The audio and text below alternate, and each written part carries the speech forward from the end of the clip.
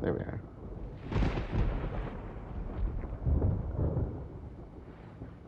Alright, let's do this.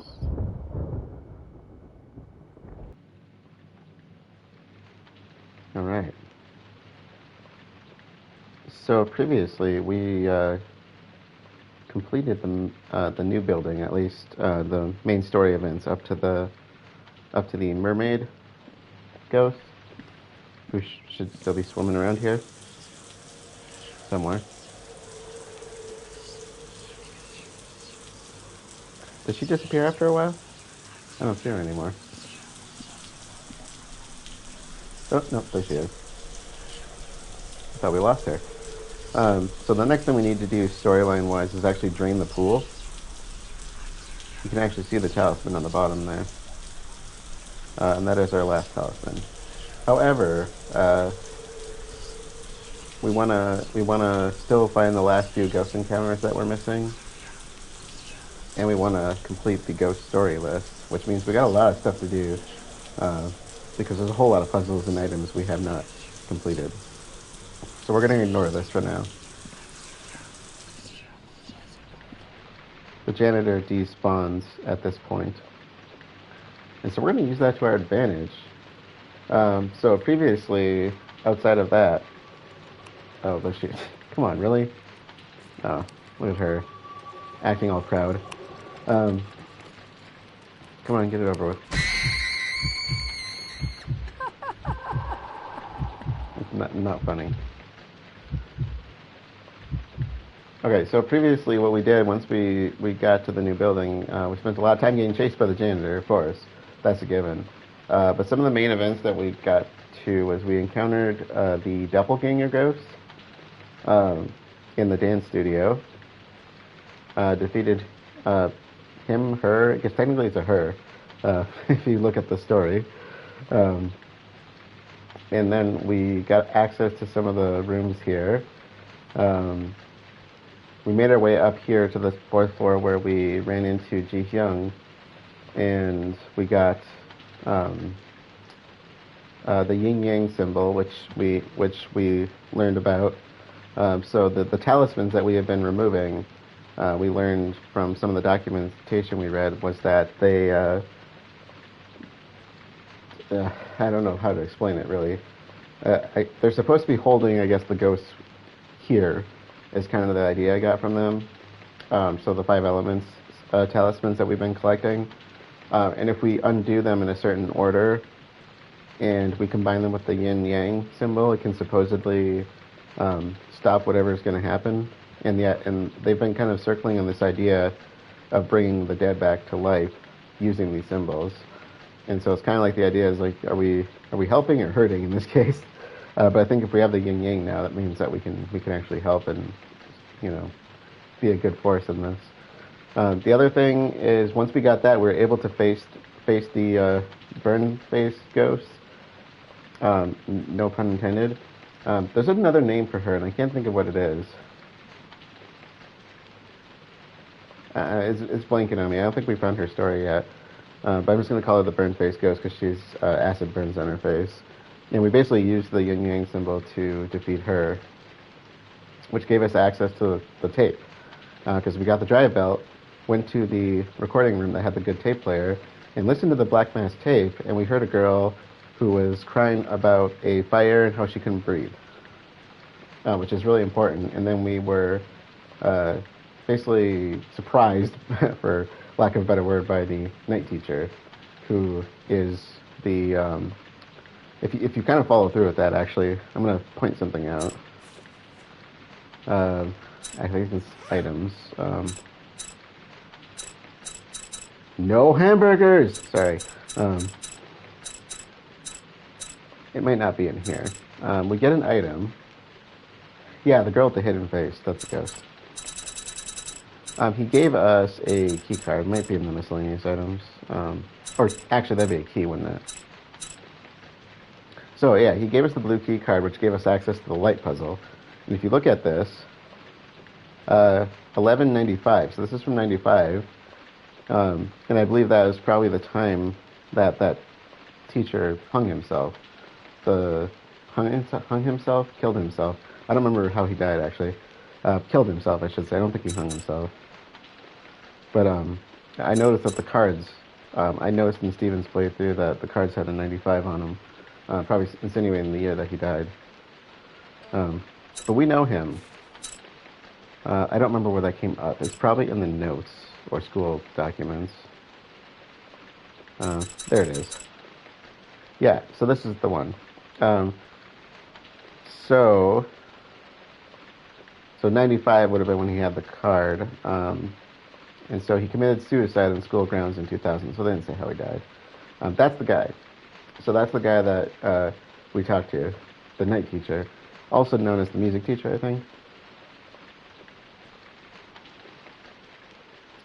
Let's see. Yeah, subject music. Sorry, it's right at the top. But that's him. And so we talked to him a little bit, and we've learned that he's been here for a while. So he killed himself in 2000. I think it's 2001 right now. So he's only been dead for a short time, if that pans out. And so after that, we went through the light puzzle, which I learned at the beginning of the stream that I needed to do that beforehand. Somehow I forgot all about that. And basically, the light puzzle, if you do that, that kind of gets rid of the spider girl ghost. So there's that. And so by doing the light puzzle, the light up here burns out, and the key that's stuck in it that goes up to the roof falls down, and that gave us access to there where the mermaid ghost is. And that is where we are.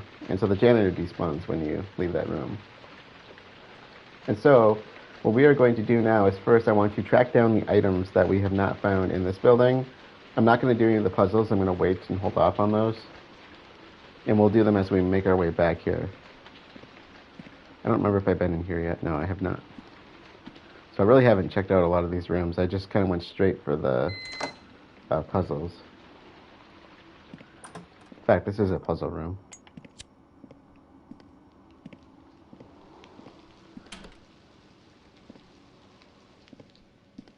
There's the pin. Okay. I believe that's the last pin. And the pin puzzle is actually that globe, but we're going to do it later.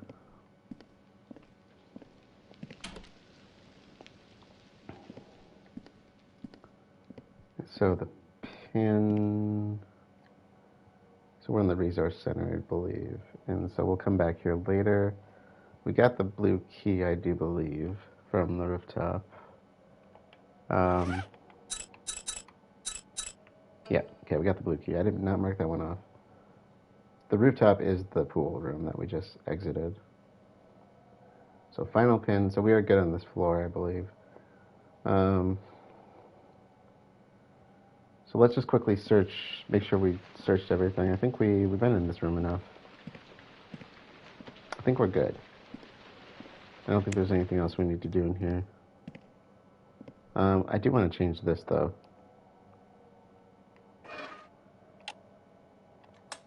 We're going to need that for later. Save myself a trip.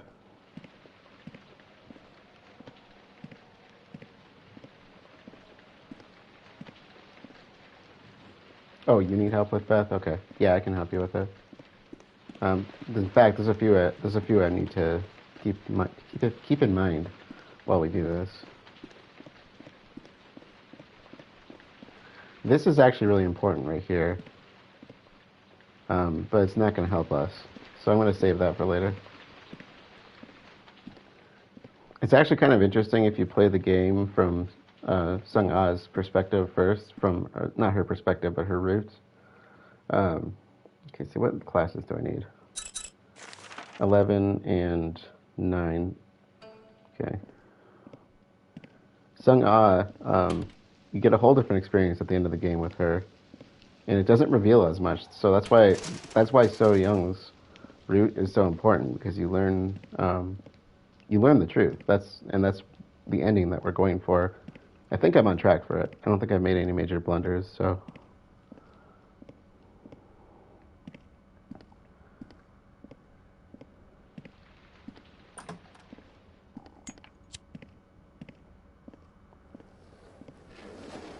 But you don't really learn the truth if you play Sung A's route, you do, oh, math. Okay, that's what it was in here. You don't really learn the truth in her path. And you spend more time with Ji Hyung in that one as well. There's a few things that are really different about it. And if you go for, like, there's 2 endings for each of them, and there's 3 for So Young. And so if you go that route, and you kind of spend your time with Ji Hyung, you actually learn even less. If you go through Sung A's endings, you actually learn some stuff ahead of time.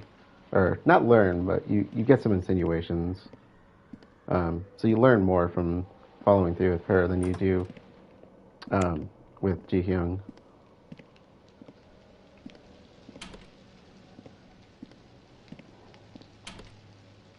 And I believe Ji Hyung's route, I think, is more of a kind of a filler route, filler role in this. Because I said we've already learned that she doesn't really know anything. It's the other 2 that are more important. Not saying that they necessarily know much, but they have more information that's vital to the storyline. Oh. Alright, Class Materials, Part 3.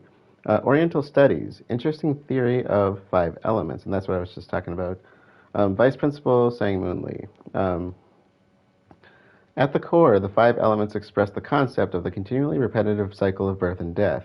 This corresponds to the Buddhist concept of reincarnation. The 5 elements can be compared to the human life. From an Eastern point of view, a man's death does not end in itself. It begins a new cycle. I kind of like that idea. It's kind of an interesting idea. As the 5 elements symbolize the grand cycle of everything in the universe, the human life is not limited to the treatment, only the physical layer of existence, i.e. the body. Following this logic, at times some have expressed a ridiculous notion that the dead can be brought back to life through the theories of the 5 elements. The idea is that by manipulating the relation of the 5 elements and running the cycle in reverse order, it can trap the life force enough to cause resurrection. Please take note that this is a dangerous occultist idea created by overanalyzation of the theory of the 5 elements. One should always remember that the cycle is the most important concept in the theory of 5 elements, and that the proper way of embracing the Oriental teachings is to live according to the natural order of the universe and keeping oneself pure, both in body and mind. So that's been a common theme in this story. For a reason. I mean, we've literally been picking up tokens, talismans, whatever you call them, related to it.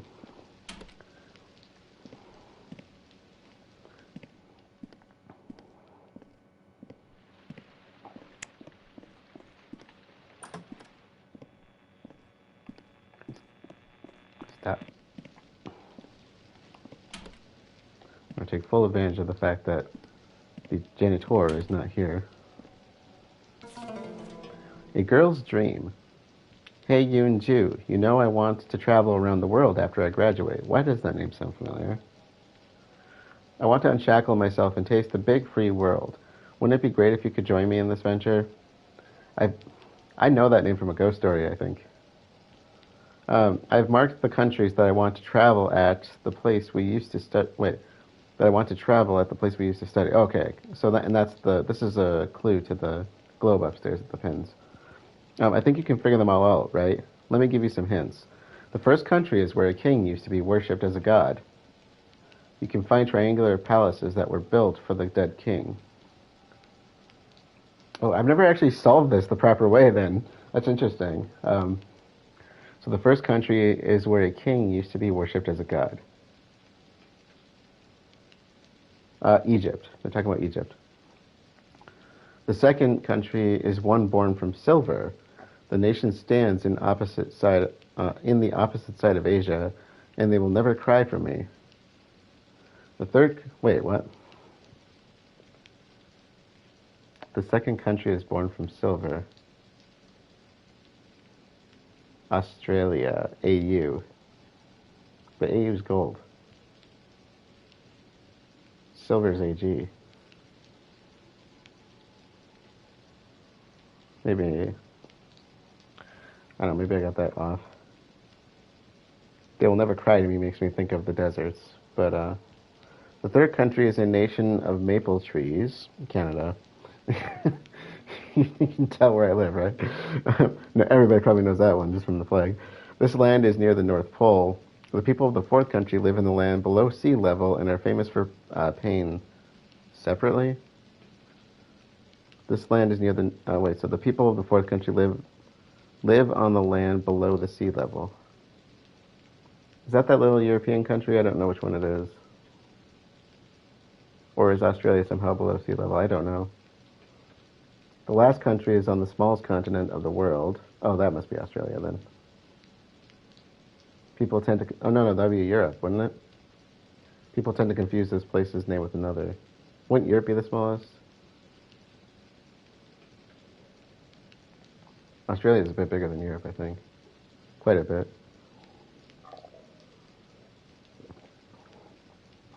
I like that they put this into a puzzle. I never noticed that before. I just kind of randomly stuck pins into the thing. Maybe we'll play with that a little bit more later.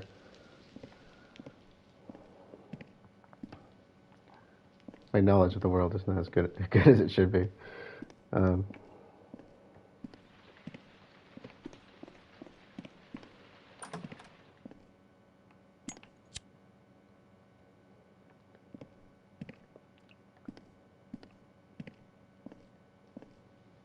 No, I'm saying Europe is the smallest continent, not the smallest country. They said smallest continent, I think. I don't know which country it is. I know where it's pinned on the globe. So I think it's south of my homeland if you look at my ancestors. Okay. Okay, so we gotta come back up here, but let's see. I got the mathematics one. That's weird. Okay, anyways, we'll skip over that. We gotta come up here for ghost sighting. Okay. Oh, there's the other mathematics one. Wait a minute.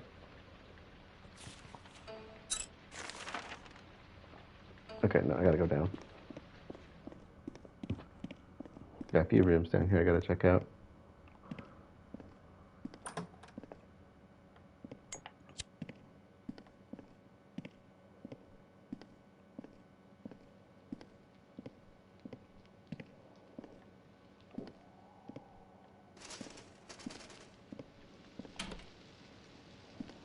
I kind of want to try and solve that puzzle, but I already know the answer, so it makes the puzzle a bit easier.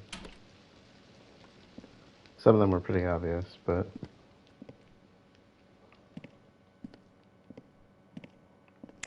Okay, maybe nothing in here.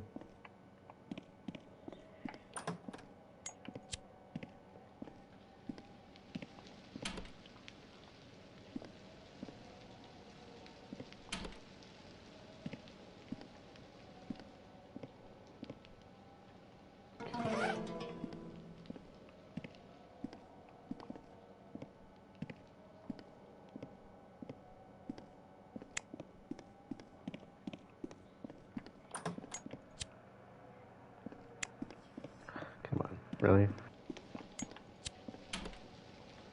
This is actually a solution to a puzzle, the crane puzzle. The black desks surrounding the white one, you have to put the cranes around in that pattern. This is our last math schedule piece, which means there should be something else in here, I think. Okay, let's see. There should be a paper crane in here. If this is correct, if I have that correct. Where would the pin be? Oh, sorry, the pin, the crane. There we go. Okay, it's got those. Let's see.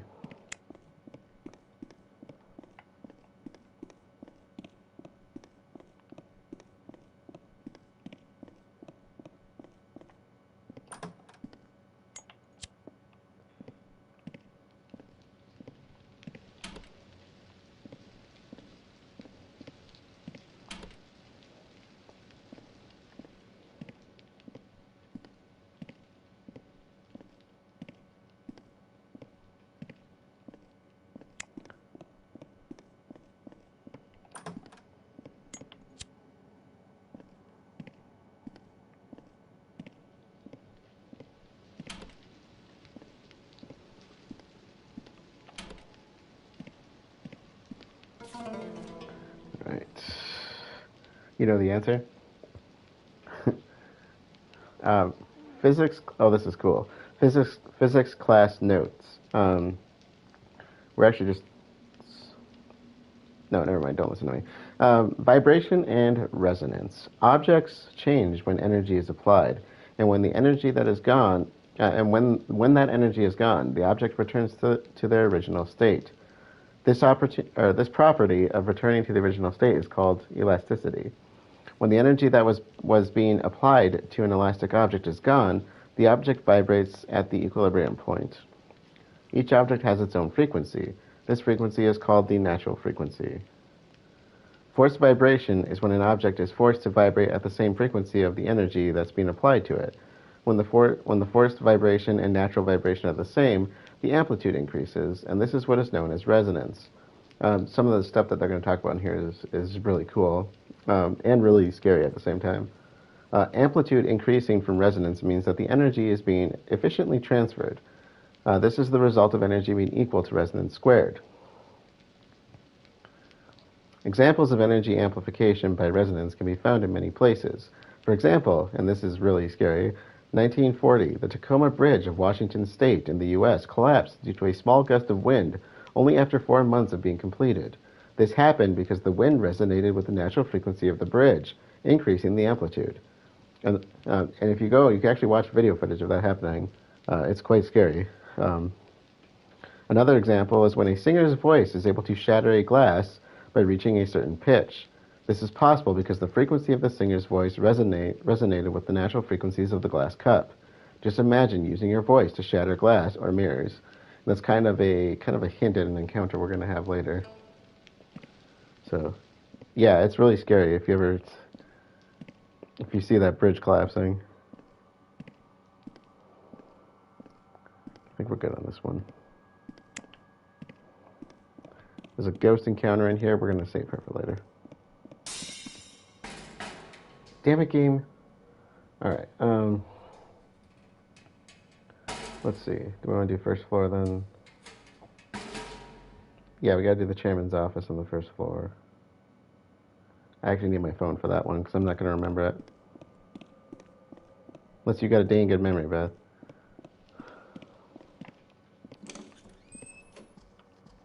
Okay. There's actually a few puzzles in this room, but that's one of them. Give me a second here. I don't think it's the puzzle here. I think this is the code. All right, give me a second. I need a picture of this. You have it written down? Like I don't need to take a picture of this? Because it is randomized, I think. Oh. I think it's randomized.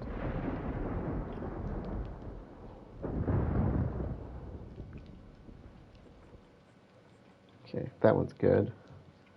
There's a puzzle here, and I can't remember. Is this one a puzzle too, or just a drawer? Just a drawer. Okay. This one is what you need the eyeglasses for. Yeah, I'll figure that one out. It's not hard. Okay. I think I can handle the eyeglasses. So basically, if you look at the combination here, I don't have the solution, but I can guess at it. It's basically a bunch of symbols, and if you look at the eyeglass testing place in main building 2, if you have both lenses, you'll see patterns in them. So I think I've cleared this room. That's the crane puzzle, so you have to put the cranes in the right order. But like I said, we're going to collect items first and do stories later. Kind of clear the buildings.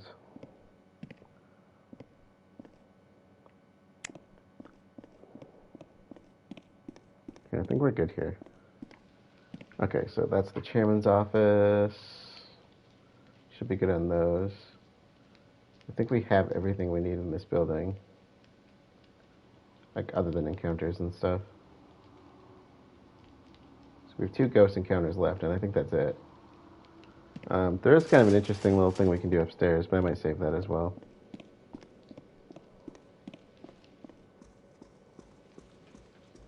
I don't think there's anything else we need to do up here for now. check my list really quick here. Yeah, okay, I think we're good. Now that we have the bell, we can go back to main building 2 and search out that area. The problem is the janitor's there, so we are going to need to deal with him. So let me do a quick check. I think I have everything on 4th floor, everything on 2nd, or sorry, 3rd, everything on 2nd, and everything on 1st. So I have all the items, I just need to do the puzzles. If we go back to main building 1, I think I have everything. The main thing I need to do are the puzzles again. Okay, so we do actually have everything, I think. We just need codes.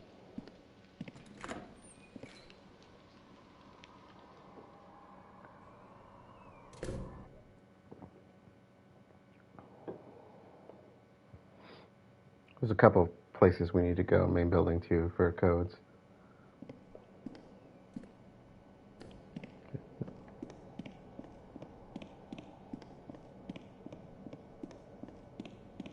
If you remember, this is where the fox spirit was. And when you come around this corner, there'd be scrapes on the wall. And if you kept walking, it just kept repeating itself.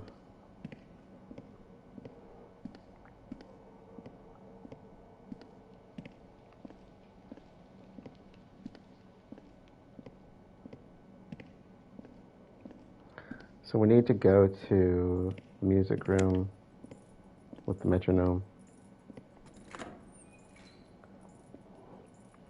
That's on, well, I'll check the map. I want to say that's on 3rd. Yeah, music room has the metronome. And we need to go to the nurse's station downstairs, and I think that's it. Which one do you need help with? Oh, the music room? Man, I hate that puzzle. That drives me nuts. I frickin' hate that one. It is so annoying. I have such bad attention span, such a bad attention span for that. Okay, so those are the 2 places I think we need to hit up, and I think that's it. So nurse's office and music room. So here it is. Do I have the item for this? I should. Oh, there it is. Yep.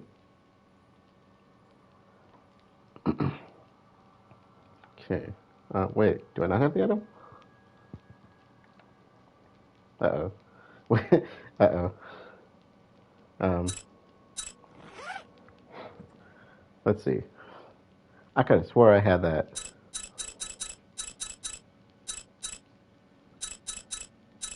Oh, no. Oh, no. Oh, no. I may have made a whoopsie there.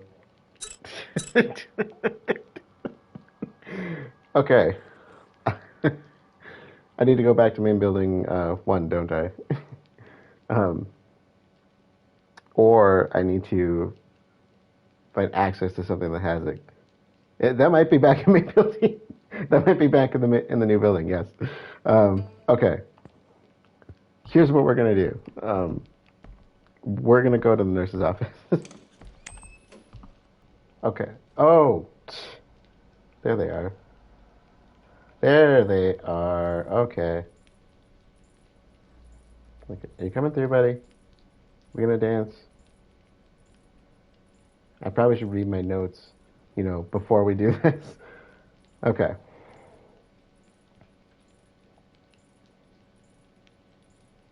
I got the code for the nurse's office.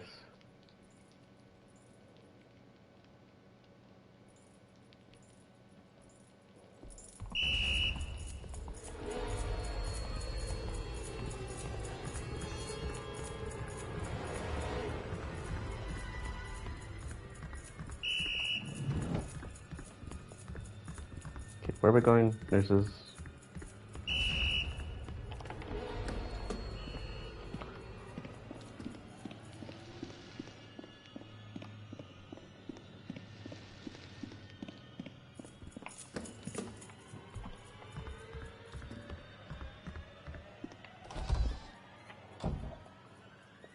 Should be safe. Okay, so I have notes on backtracking. I forgot I had those. Let's see. I was thinking, where are all my notes at? And I was like, oh, they're literally right here. Okay, there's actually an Easter egg I totally missed out on. I've never seen before, so we might be seeing something new for me.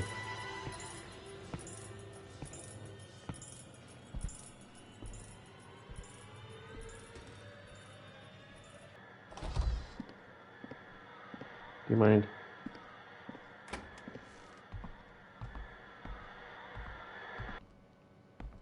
It's really annoying.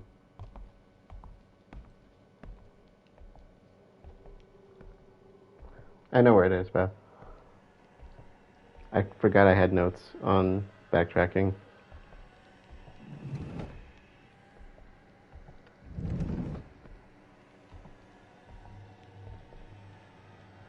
Hopefully he didn't hear that. I remind myself to stop at a vending machine. Okay. Okay, up, let's see. Okay, so kind of a C shape.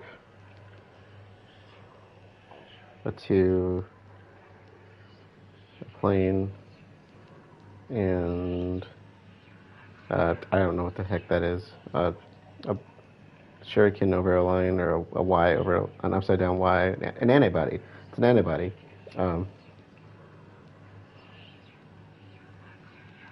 Okay, so right face. So a C, a 2, an airplane, and an antibody. Let's hope I remember that. Or somebody could put that in chat for me. That might help. Anyways, we'll come back here. There's a few things we can do in here. But I want to take care of the keys first. I think I have all the keys I need right now. And they're going to be bringing us back here anyway.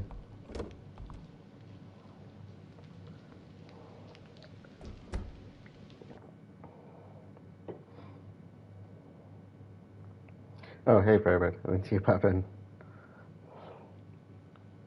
Okay.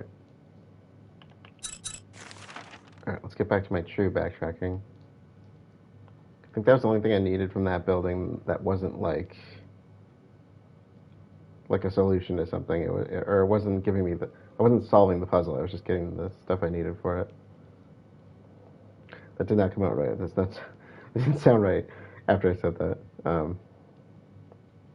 Okay, let's go to the workshop. So back at the workshop, which, let's see, what floor is that on? So the workshop has the key combiner, and I have, I think, 3 or 4 keys right now. I think I have the yellow, red, and the blue key, and I need the dark key still, I think.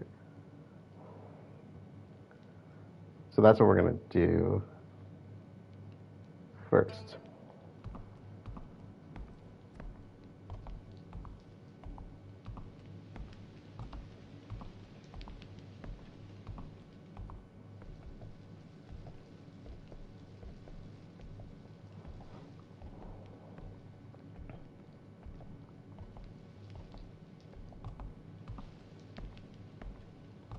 We have one advantage this time that we did not have before.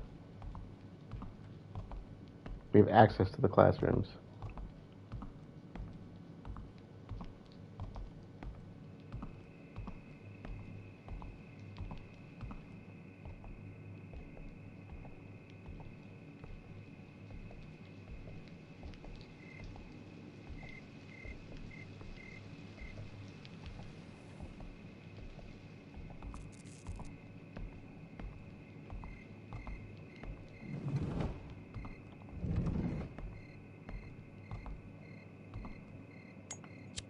Okay. So yellow and red first.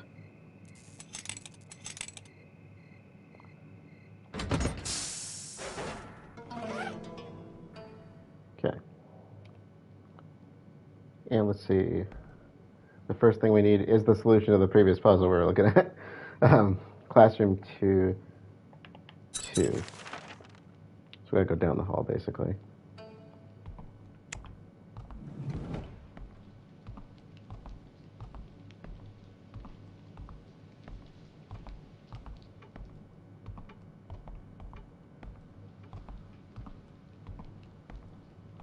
That'll give us access to the to these things, basically. Does that one have something in it?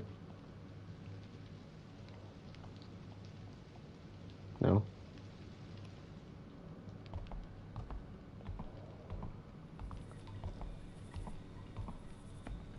So it's the one down here that we need. This one, I think. There we go. Morse code chart. A chart showing how to represent Morse numbers in Morse code. Okay. That one's done. We need to do red and blue for the counselors, the box for counseling at 2.5, which is the one we just went to. Okay, so they're all different keys then.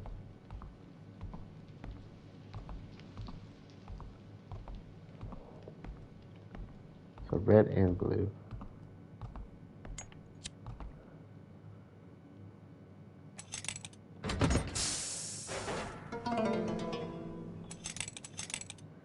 Red and blue. I think that one is pretty close.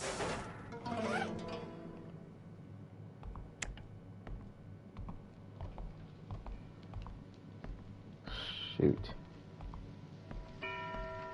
Shoot. Stop ringing.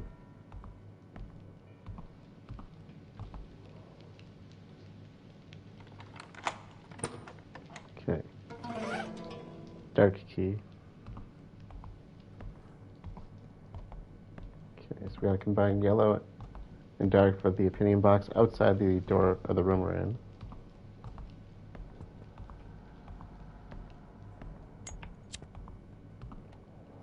How did I forget about my own notes? Not technically my own notes. I mean, I didn't write them myself, but I made them based on what I was using. So, okay, dark and yellow.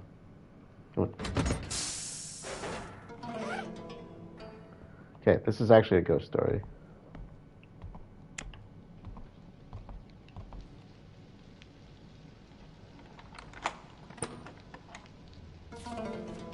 Okay.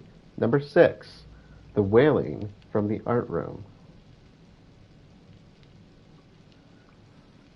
Seol-hyun had a crush on the new art teacher at Y High School. The teacher was young and talented, and Seol-hyun wasn't the only girl who fell for him. Desperate to become his favorite student, she gave her all in her art class. She had always been gifted with her hands since she was a child, and soon she did become his star pupil. Seeing Seol-hyun's talent, and the art teacher advised her to apply for an art college. Seol-hyun accepted his advice and began to take private lessons with him. This was a dream come true for her, to be left alone in the school with her crush, spending hours together practicing art. At some point, a strange rumor started circulating through the school. The rumor was that there was a teacher dating a student. The rumor made its way into the ear of the school administration, and soon the young art teacher left without warning, as if he was banished from the school. The rumor was never confirmed. In the middle of the night, with her favorite teacher gone, Seol-hyun sat alone in the art room. The faint moonlight through the window rested on her shaking shoulders. She was crying mournfully. In her hands, she held an unfinished clay doll of a woman. Great care had been taken in the forming of the clay doll's face, and it looked just like Seol-hyun. These names, I tell you, I really need to work on these. With her eyes full of resentment, she stared at the doll. The next day, the whole school was in shock. The dead body of a female student had been found. It was revealed that the girl had killed herself by overdosing on sleeping pills. Even more shocking, however, was that the dead girl was found to be pregnant. The school tried to prevent students from spreading unconfirmed rumors about this accident, but soon the whole school knew, and there were all sorts of theories about the girl and who the father was. A lot of people pointed their finger at the art teacher, but it was never confirmed. After the incident, people began to report that they could hear a baby's cry near the art room. At first, the crying was so faint that people merely thought they were hearing things. But as time went on, it became so loud that the vibrations felt like an earthquake. A baby's ghost with its umbilical cord wrapped around its neck was also reported as appearing. Even to this day, they say you can see a baby's ghost in search of something during shadowy, moonlit nights. It is imperative you must remember not to follow it, nor should you fail to find what the baby wants. It might drag you down into the deep darkness instead. Okay, so that is the baby ghost that we encountered when we first entered main building 2. In fact, I think there's either rumors or school documents on this. I think this might be it.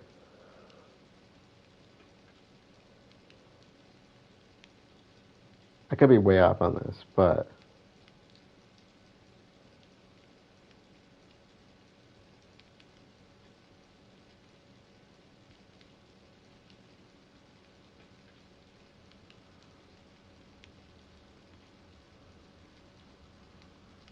I thought this story sounded strangely similar to this, minus the teacher aspect of it. Because I'm kind of wondering if this is the same person and it actually wasn't the teacher. Yeah, see, I can't stop looking at the cover of the art book. It's a picture of a clay doll of a woman and her baby holding hands. And if you go back to when we encountered the baby ghost, the thing it was looking for was the doll. So you had to fire up and prepare the doll for the baby, and it stopped after that. That's what kind of let it pass on. So she did say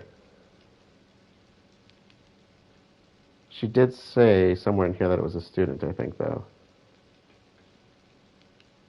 They did say that was a rumor. So it wasn't the teacher then, is what I'm gathering? It was actually a fellow student. But somewhere in here it mentioned a student. Because it's pretty quiet about it until you get towards...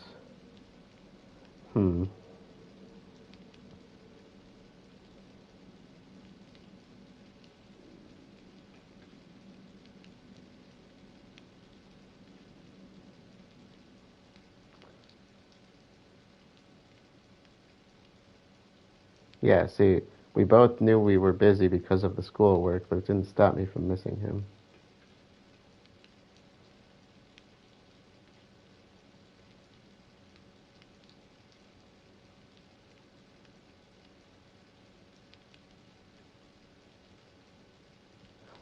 I talked to him on the phone today. He said something about the duties as a student and whatnot. Talking to her about the duty. Why would she be talking to him on the phone? Okay, maybe that was the teacher then. They're just being really evasive about it in the notes.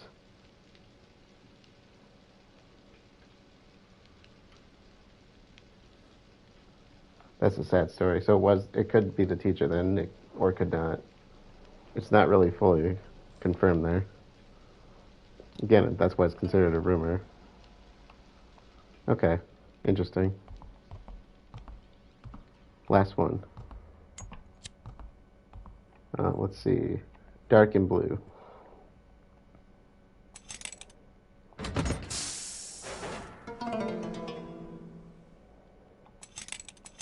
I always found that story to be strangely depressing. I guess not strangely. Jim's storage room, fifth and final paper crane. Before we do this,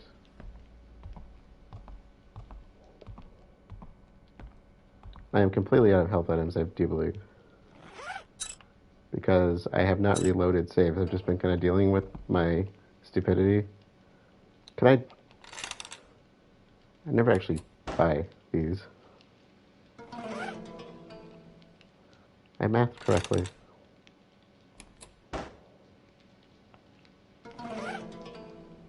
Alright, we're loaded up pretty good there. Okay, so Jim's storage room is upstairs. Like right above us, I do believe. Yeah. Okay, Jim's storage room.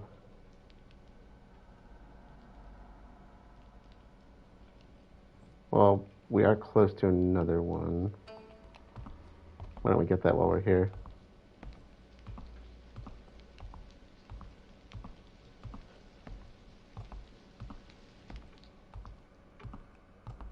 Where is it?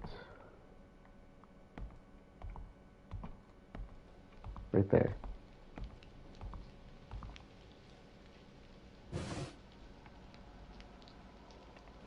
That's the handle from the principal's office. Number 3, boy kills girl. Ji-sub, a new transfer student to Y High School, had recently heard a horror story about the school from a classmate. So of course, of all the nights, the night he had to come back to the school to grab something he left was a stormy night. The quiet pouring of the rain reminded him too much of the scary story. Only a few years back, there was a student named Ji-hai. She was dating a boy named Myung-ho, who shared the same homeroom with her during the first 2 years of school. When they were in their senior year, they were assigned to different homerooms, and Ji-hai began dating Ho-young, who was in the same homeroom as her. I'm going to lose track of who I'm talking about here. Myung-ho could not accept such a sudden breakup after dating Ji-hai for 2 years. He tried multiple times to go see her and plead his case, but Ji-hai completely ignored him. Growing more resentful with each rejection, Myung-ho began to hate Ji-hai. One day, Myung-ho decided to see Ji-hai one last time in her homeroom during lunch break. Ji-hai, just like all the times before, was cold and cruel and ignored his pleas. Enraged, Myung-ho took out the knife he had brought with him. Of course, he wasn't planning on hurting her. He wanted to mend his wounded ego by watching her tremble, seeing her finally acknowledge him. This is a sick piece of work. Really? Hey, the names? I'm getting so confused here. No, I think I got it. Enough. However, Ji-hai knew him all too well. She knew that even though he acted tough, he was just narrow-minded, just a narrow-minded, scared little boy. Seeing his desperate attempts with the knife made him so repulsive that she became angry at him. She called him names and taunted that he would never have the guts to actually use the knife. Alas, her taunting worked. Myung-ho, momentarily blinded by rage, swung his knife and stabbed Ji-hai. Ji-hai fell to the ground, her blood running across the entire floor. Myung-ho, scared and confused by the scene, went berserk. Due to Myung-ho slashing his knife crazily around him, no one dared go near Ji-hai. They could only watch from afar as she bled out. Since that day, there is said to have been sightings of a female ghost lying on the floor as if asleep. Ji-sub tried to block the story from his mind when he reached the classroom. When he opened the door, though, his efforts were in vain, and he tripped. Falling backwards in terror, he saw a girl lying on the ground in the dark, like she was fast asleep. So that is the line girl, or line student, I don't know what it's called. We ran into her once in main building too, and we have yet to do our final encounter with her. So we will see her today, hopefully. Okay. So we've had access to that for quite some time. Let's see, we might have one more on this floor. Let me check. No, it's upstairs. So we have the math puzzle, which is 211, it looks like. No, 27.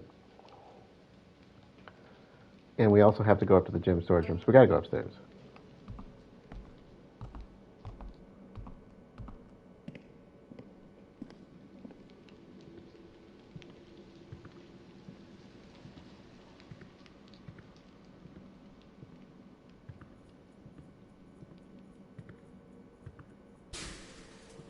That scared me.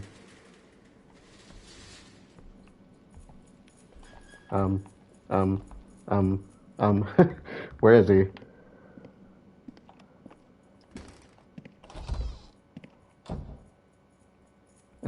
What was he reacting to? I didn't do anything. Dude, you opened the door. You can't at me. If you came running out of nowhere, I have no idea how you found me there. Dude, you opened the freaking door yourself. You can't keep doing that. Oh my god, this guy. I tell you.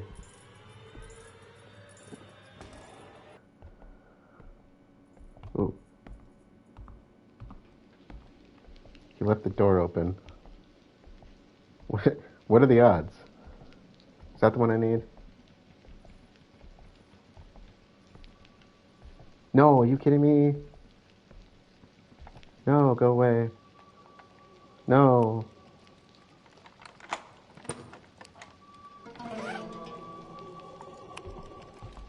Oh, come on, leave me alone. What if he comes around the corner, dude? You don't care, do you? I hate you. I really hate you. Okay, I think we are done. We just need to get a story, and we're out of here. We never have to come back here again until we do the other endings. Okay. Well, now he's gone the way I need to go. So let's hope we don't run into him. Because why would he not do that, right?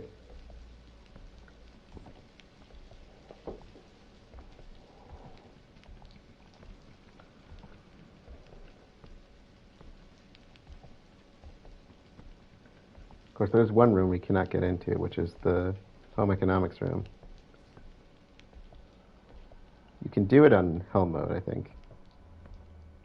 And you can do it in G-Min's playthrough. Which, am I going, I'm going all the way down to the end, I think. I still like to know what gave me away. Oh, I see light. Ah, dude, seriously? He's checking every room. Oh my god, are you serious? He's literally just been checking every room up and down the hallway. Ugh.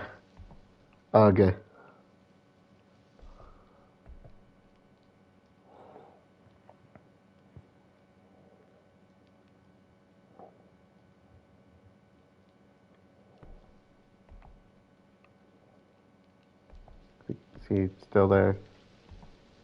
Yeah, done checking the rooms yet?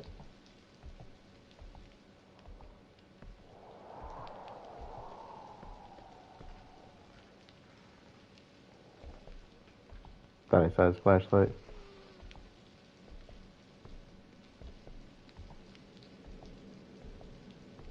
Look, I just need one ghost story, dude, and I'll be out of your hair. Then you can harass me in another dimension. Because we both know you're going to teleport your ass over to the other building.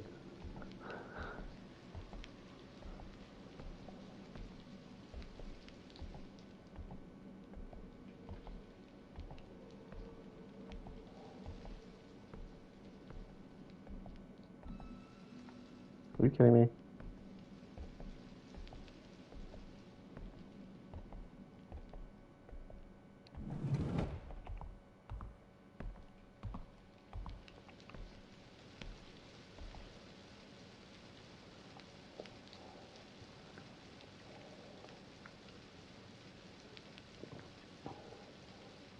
I don't trust him.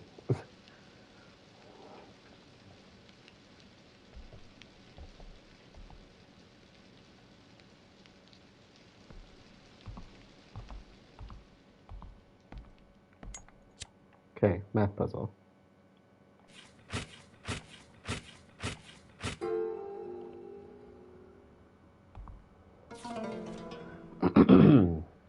Number 11. An incorrectly solved math problem. Nahai just had that sound in my mind where Steven started singing the Numa song. Nahai, a junior year student at Y High School, was a top student. Smart and outgoing, she was especially adored by her homeroom teacher. Perhaps that was why she was always full of herself. When the teacher wasn't around, she would act snotty and as if she was better than everyone else in her class. None of her sorry. Oh, sorry. None of her classmates liked her. Everyone avoided her, but Nahai could not care less. What does it matter what they think, what they say or think about me? They're all losers, Nahai thought to herself. Nahai was prideful and had a large ego. Then one cool autumn day, the subject for fifth period was math, the subject that the homeroom teacher taught. It was right after lunch, and with the cool breeze coming in through the window, most students were nodding off during the lesson. Did it just get really suspiciously quiet? All right. To wake the class up, the irritated teacher called a few students to the board to solve some math problems. Nahai was one of the students who was called up. One by one, the students returned to their seat after solving their problem. Since the problems were easy, no one got them wrong, except Nahai. She had read the question wrong and incorrectly solved the problem. This was unheard of, considering her skill in math. In front of the whole class, the teacher rebuked Nahai, saying that it was a stupid mistake. The teacher intended for Nahai to remember the embarrassment and never make the same mistake again. Very different teaching style than I would use. Wow. Nahai could not lift her head out of shame. Her face turned bright red.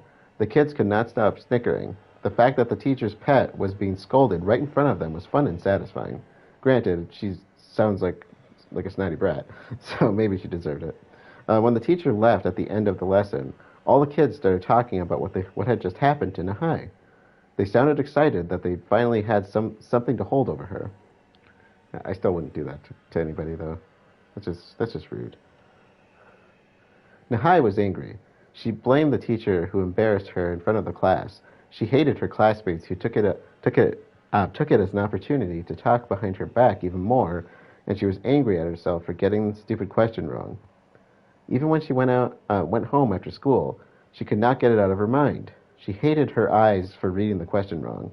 It's not my fault, she decided. She rationalized with herself that the problem was not her, but her eyes. Soon, a terrible sound was heard, and the workbook on her desk was splattered with red. The next day, Nahai's classmates trembled with fear when it was announced that Nahai had committed suicide by digging her own eyes out with a knife. After this happened, a rumor spread that whenever a math problem is left on the chalkboard, Nahai's ghost is summoned. It is said that the ghost would stare at the problem on the chalkboard, but her eye sockets would be empty holes. That was actually one of our earlier ghost encounters. We came to this room specifically, and this is, I think, after or around the point when we had faced Mr. B in the man-eating tree. You could hear her talking in the room. When we came in, like, she was writing on the board and talking about how she couldn't solve the problem. And when you get close to her, she kind of like looks over a little bit, like very subtly. And you can see that there's no eyes in her, in the sockets. And when you get up, she like starts screaming, "My eyes!" and jumps at you. So, anyways, I think we are done in this building. So, back to main building 2.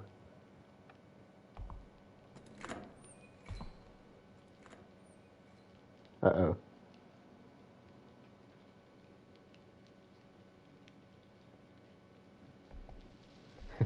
That's the simple solution, right? Just gouge at your eyes. That'll solve everything.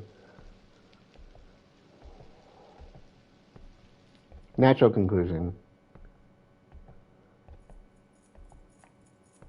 Damn it, dude. Well, shut up.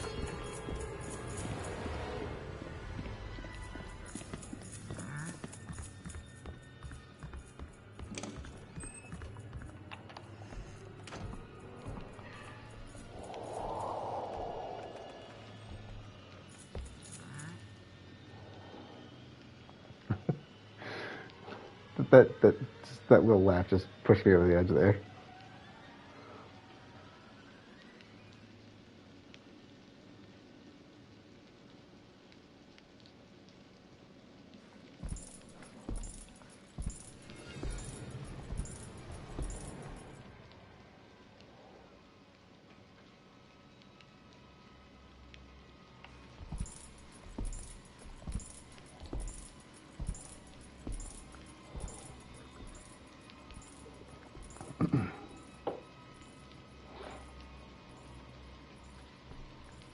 Nice little tip, if you're near one of the classrooms and you have access to it, you can hide in the back of the classroom usually and just work your way around the desks. The janitors will usually lose you that way pretty easily. I do believe you want to be about halfway through the room, I've heard people say, and stop running because they'll kind of pick up that you're there.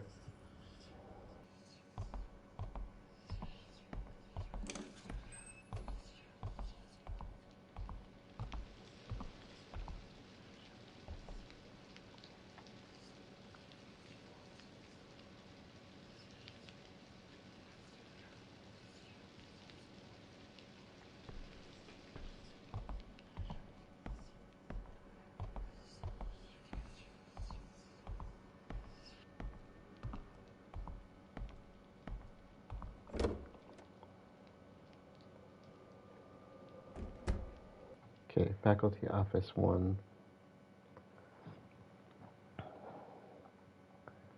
Should be right here, so hopefully we don't have to deal with him.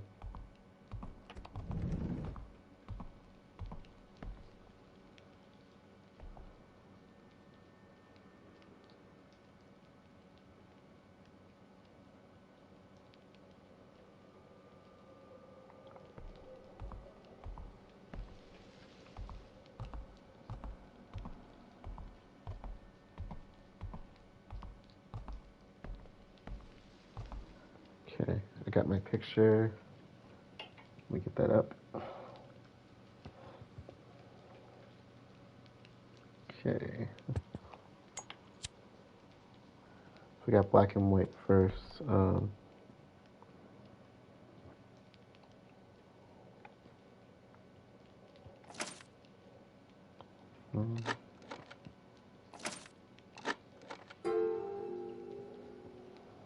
Okay. 20. The missing children.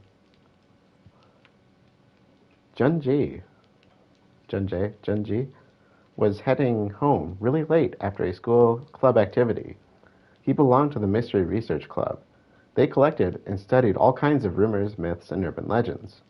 The collection was not only from their own school, but from every city around. Lately, he was working on sorting through contents from their sporadically published club magazine. At a busy time like this, the club's president was nowhere to be seen. Due to his absence, Junji, as vice president, had to do everything himself. That was the reason why he was heading home so late.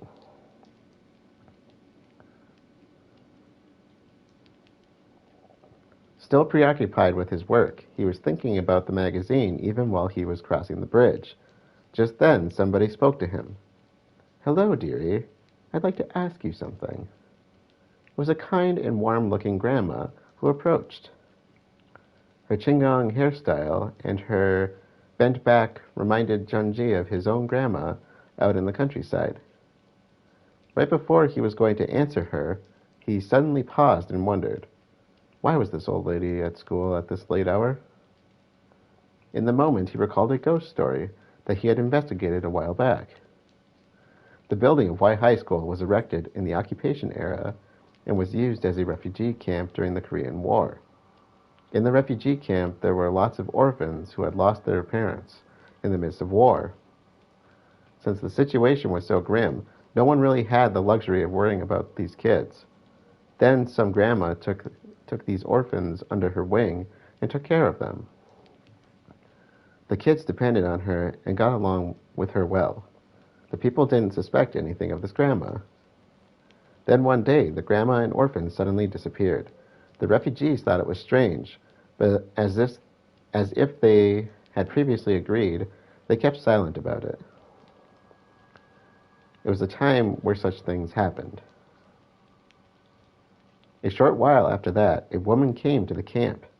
She was a mother of one of the orphans.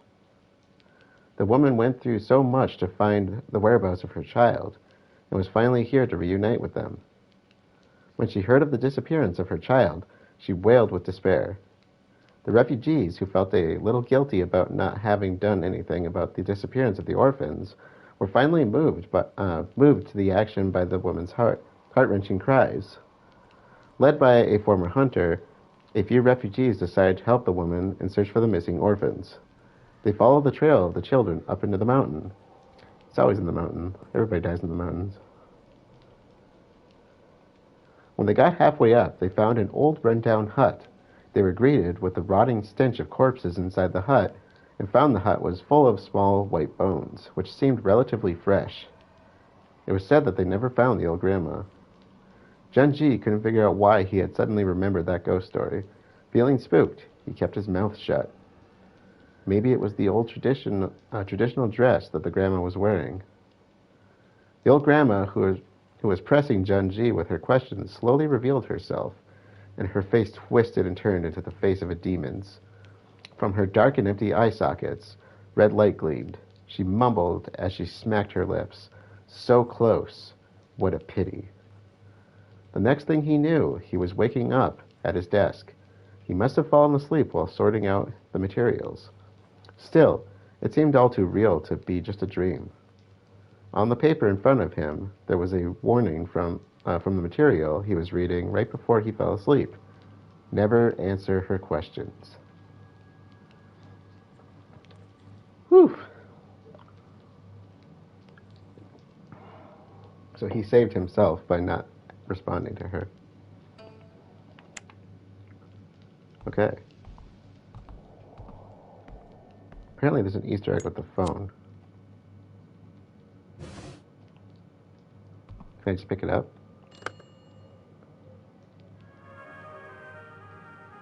감사합니다. 주식회사 손놀이입니다. 금일 업무는 종료되었거나 업무 준비 중입니다.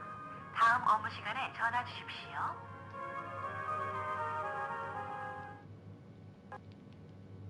Huh. What that was all about.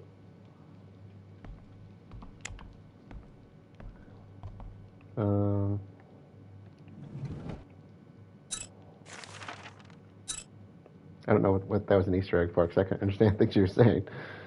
Faculty Office 2 is the last one we got to get to before the music supply room, so we got to go up a floor.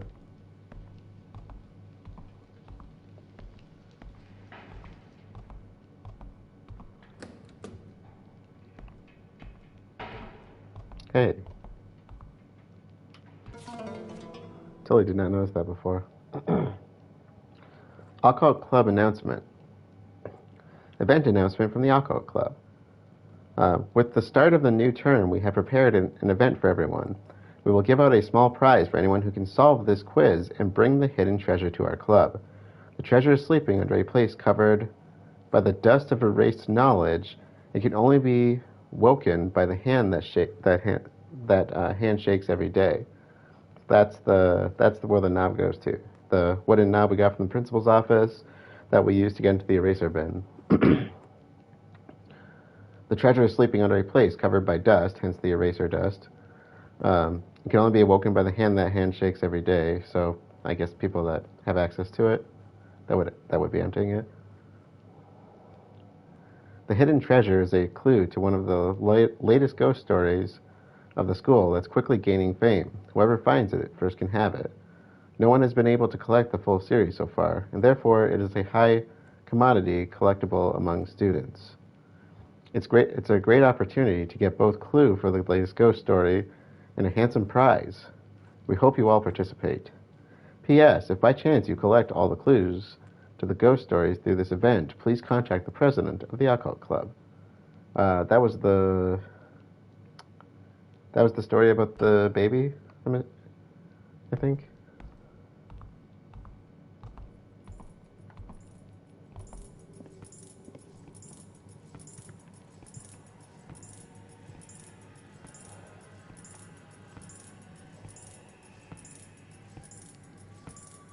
Are you kidding me? Screw you, game.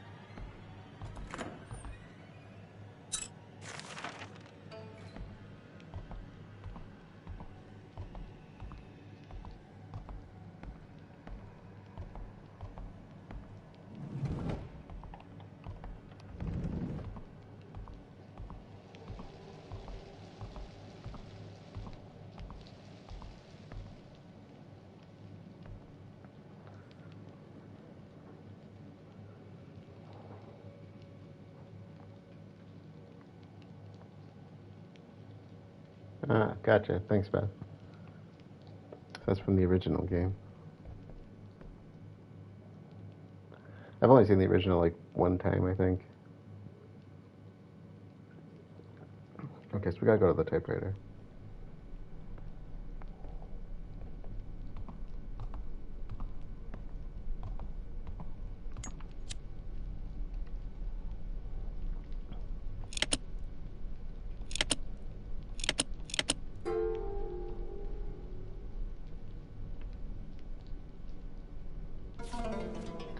Dying message. Nobody recognizes me. How much I care and love my students. I only meant for the kids to grow up, good and polite. But they only complain how harsh I am without thinking about how I feel. But I can endure this. Someday the students will see me differently. Yes, that has to happen. Capital SEVEN 7. Catch the dying message. So number 7. There was a junior year kid who died while seeking out the dorm from my watch. Am I so terrifying that the kids would take such an extraordinary route? It's not like I am raising them.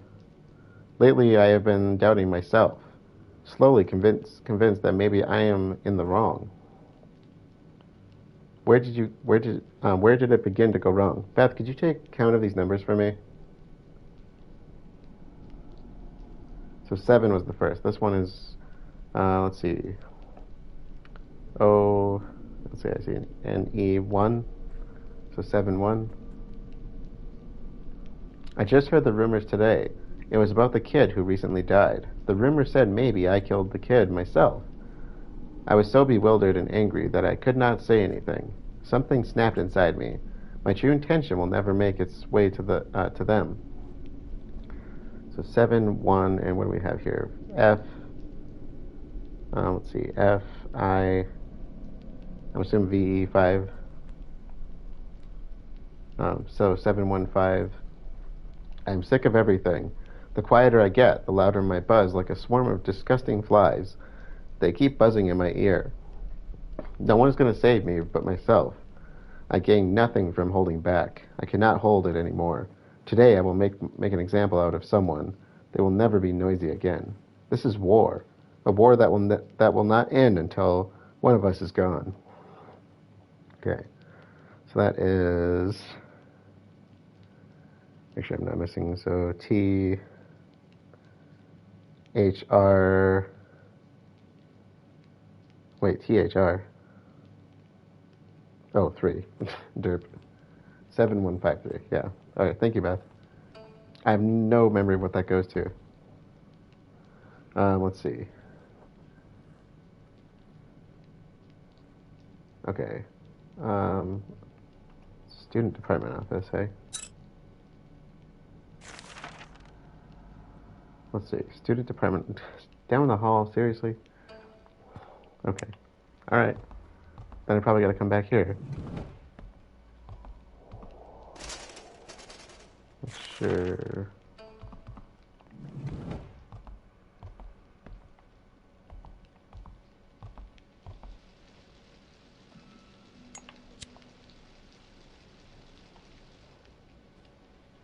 Okay.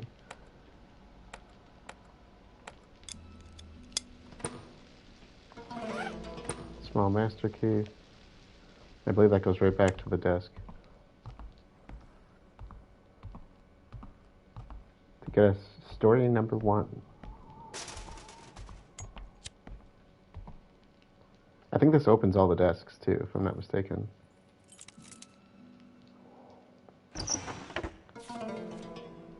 Number 1, Ghost of a Houseparent. At the time of its establishment, Y High School was in the middle of nowhere, at the base of a mountain with hardly any human traffic. Due to this reason, Y High School had dormitories for the students. In the female dorm, there was a notorious house mother, Miss C, whom everyone was afraid of. Coming from a good family background, she demanded that the students behaved and followed rules.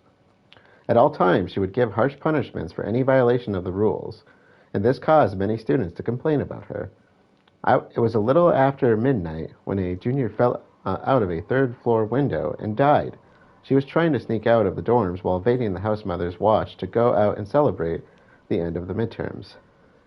But for some reason, the rumors spread that the girl committed suicide because of Miss C, or even worse, that Miss C had killed the girl herself. That girl.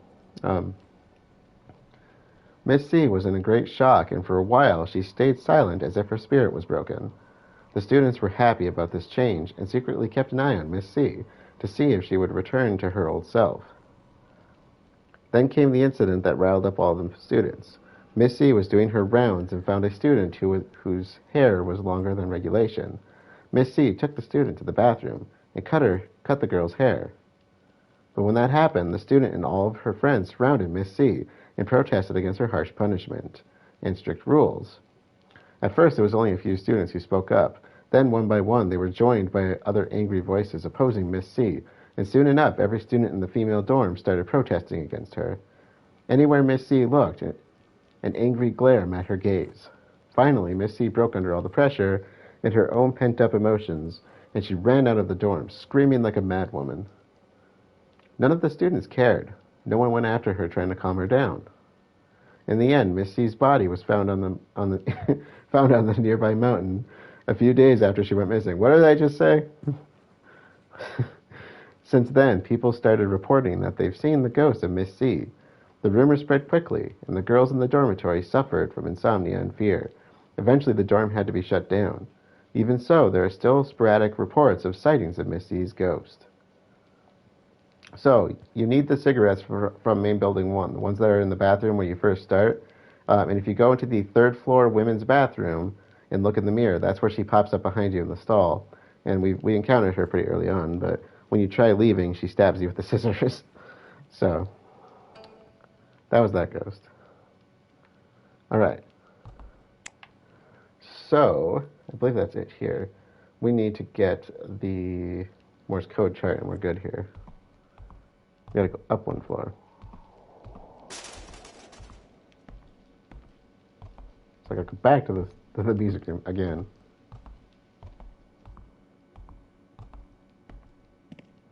So he should be downstairs.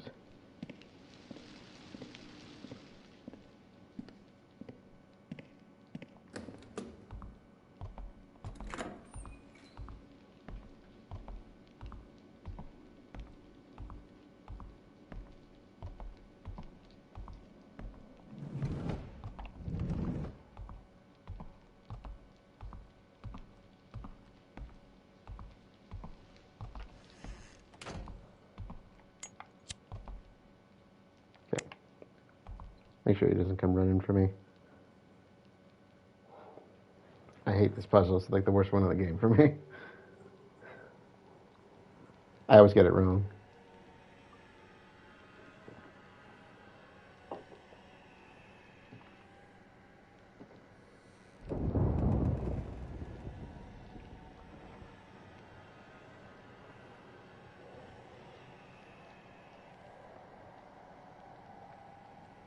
Okay, I think we're good. What I'm going to do is make a recording of this so I don't have to come back here, because I will probably get this wrong. So just for a backup, I'm going to let the first recording go, and then I'll actually try to solve it. I think this one chain is random, or possibly random. I could be wrong on that.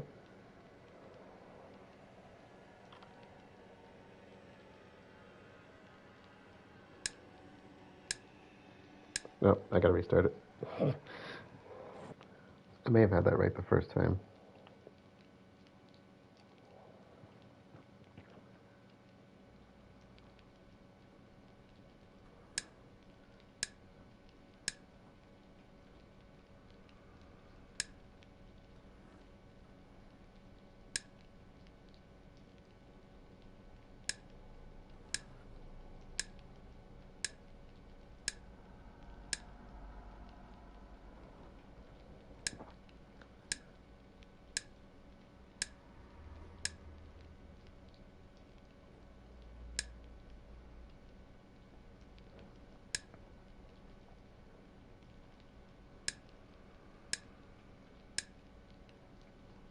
Okay, if I time that right,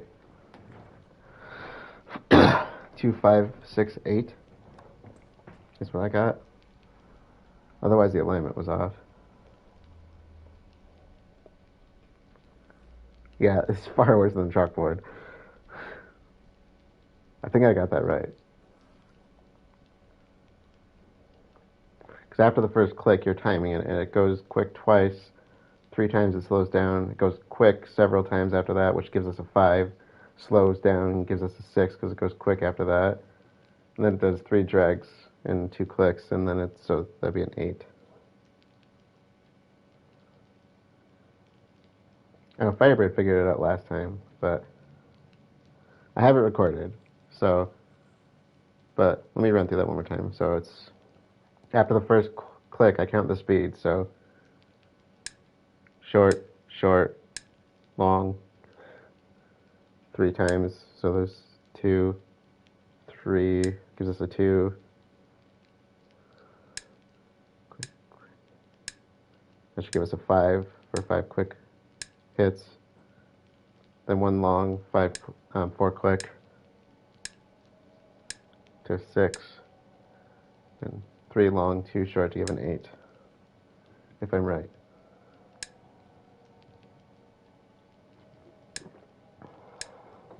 I could be wrong, I mean.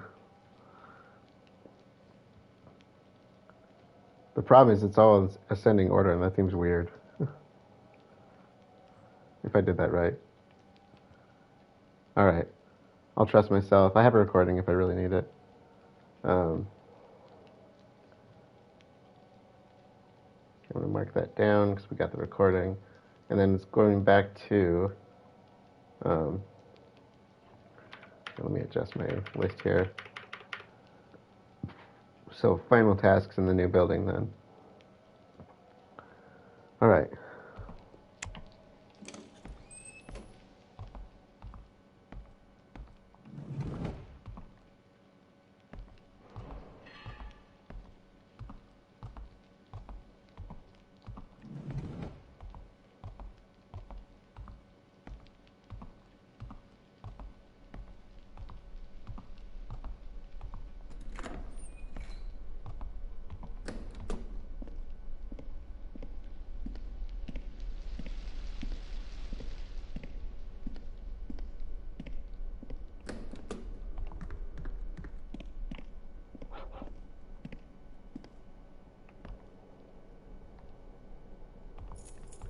Here he comes.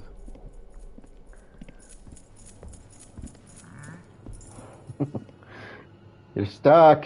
You can't do anything about it. Okay, had to get that in, sorry.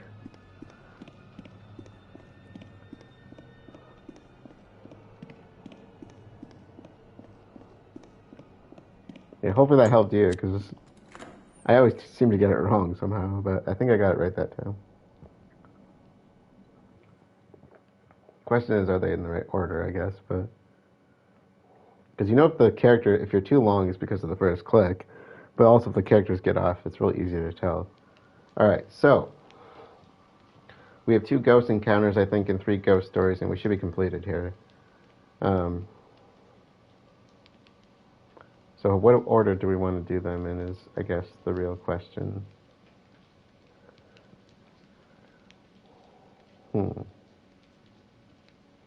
Let's... I don't know, Beth, would you have a preference? Stories or encounters first? So the crane puzzle's downstairs. Music appreciation room is in the main hall, I think. Or is it right here? No, it's downstairs as well. No, chairman's office is downstairs. Ghost encounters? Okay. I hope I can remember that passcode to the one in the chairman's office. Okay, so...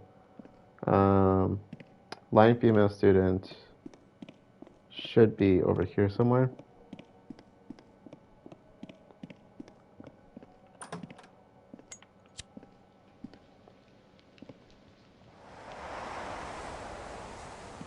Where's her body?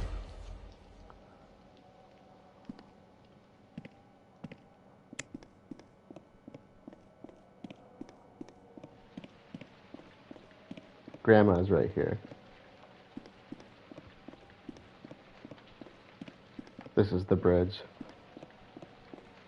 Sweetie, where are you? Come to Grandma's. God, it made my skin crawl.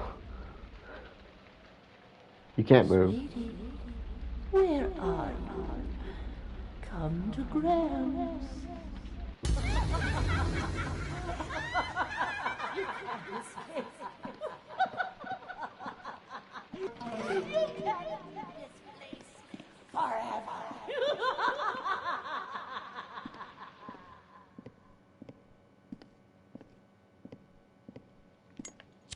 She's changed. She was lying face down before.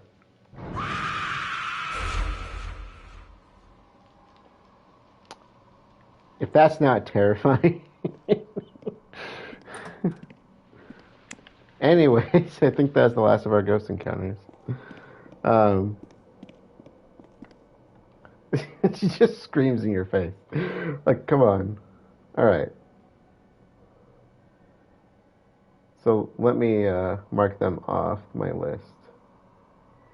I'm keeping the list so I can mark these down later. Oh, we have to go upstairs too. We have a... I forget, we got to do the story upstairs and the Earth Science Lab. Let me check these.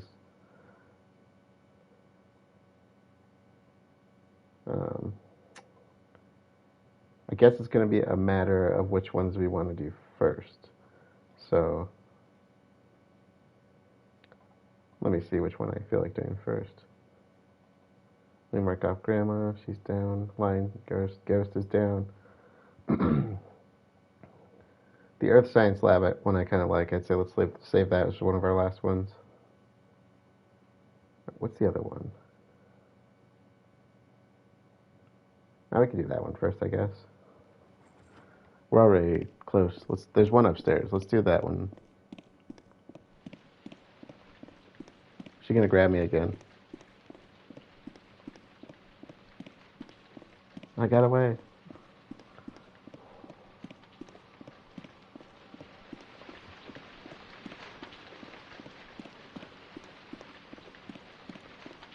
Steven did a live stream to do the ghost encounters, and it was really fun to watch him do that. Because like he was not, he didn't know what to expect. So it was really long, but it was definitely worth watching. Okay, so do we want to look at the clues here?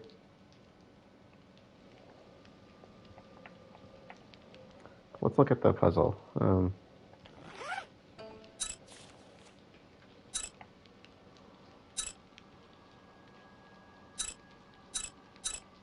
Notes. A girl's dream. All right. Okay, so Egypt, the second country I did not get. This nation stands on the opposite side of Asia. Third country is Canada. Canada. What's below sea level, though? Argentina is the opposite of it, but Argentina is not even close to Asia. Do they mean opposite on like the world map?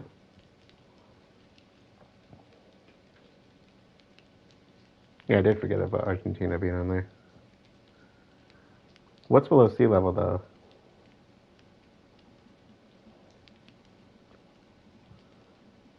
Wait, the last country is in the smallest continent in the world. People tend to confuse this place with the name of another. I know that's referring to Europe. I can't think of the country. Which country in Europe is mistaken with another? I know it's one of the. It's near the. Oh, Holland. Oh, okay. Interesting. And so then the below sea level must be Australia? Oh, Austria, that's good. Yeah, that's good. The sea level one must be Australia, though? Or did I get that out of order? Okay, so first country is Egypt. Second one is the one born from silver. This nation stands in the opposite side of Asia. Oh, duh, that's why it was Argentina. If that's what you meant. Yeah, oh, duh. They would never cry for me. How did I frickin' miss an Evita reference? Oh my god, I feel stupid. That's an Evita reference. Evita Peron.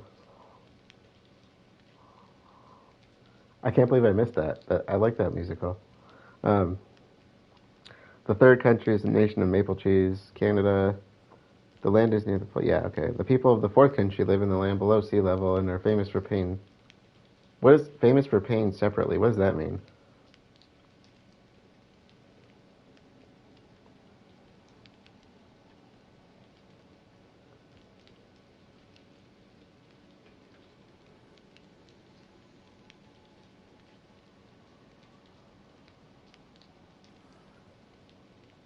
That's got to be Australia then, because that's the only one that's left, really.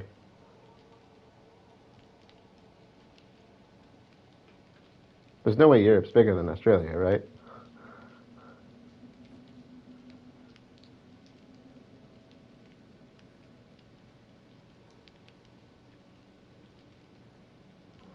All right, well, we got the... I know the places anyway. So Egypt.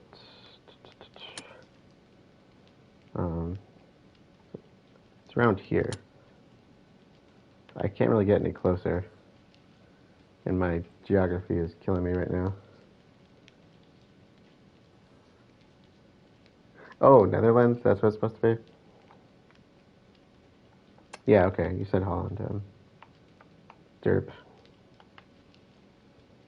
You did say that. Wait, where am I? Okay, got that one. Let's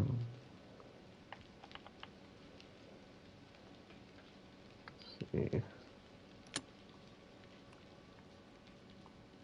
Screw off. Okay, where is... Okay, turn. Where am I going here? I don't know Brazil that well. And its surrounding areas. There we go. There we go. Okay. All right. 16. Tragedy brought by jealousy. Yunju, that's her name. That's why I knew it. I just heard Stephen read the story. That is Yunju who wrote the letter. Yunju and Young Hee were best friends. Being friends since childhood, they had no secrets between them. They spent so much time together that they could almost read each other's minds. When they entered high school, Yunju developed a crush on a guy a year older than her. Yunju would always prattle on and on about him to Young Hee. Strangely, Young Hee's reaction to her close friend's biggest interest in life was rather icy. She would only wish her a curt good luck, and then be silent until a new subject arose, because she clearly likes her. One day, likes him. Sorry. One day, Yunju heard from another friend that the guy she liked had feelings for Young Hee instead. Turns out that Young Hee and the boy went to the same church. Yunju wondered why Young Hee had never mentioned that. It was weird. From that point on, Yunju was suspicious of everything that Young Hee said or did. Soon they grew so far apart that they wouldn't even say hello to each other. Sometimes after Yunju found Young Hee and the boy sitting on a bench innocently talking, envy filled her eyes. That evening, Yunju called Young Hee up to the school's rooftop. They began to argue, but Young Hee kept on denying Yunju's accusations. The arguing got louder and more heated, and out of anger, Yunju pushed Young Hee off the rooftop. Young Hee fell down head first and died instantly without a sound.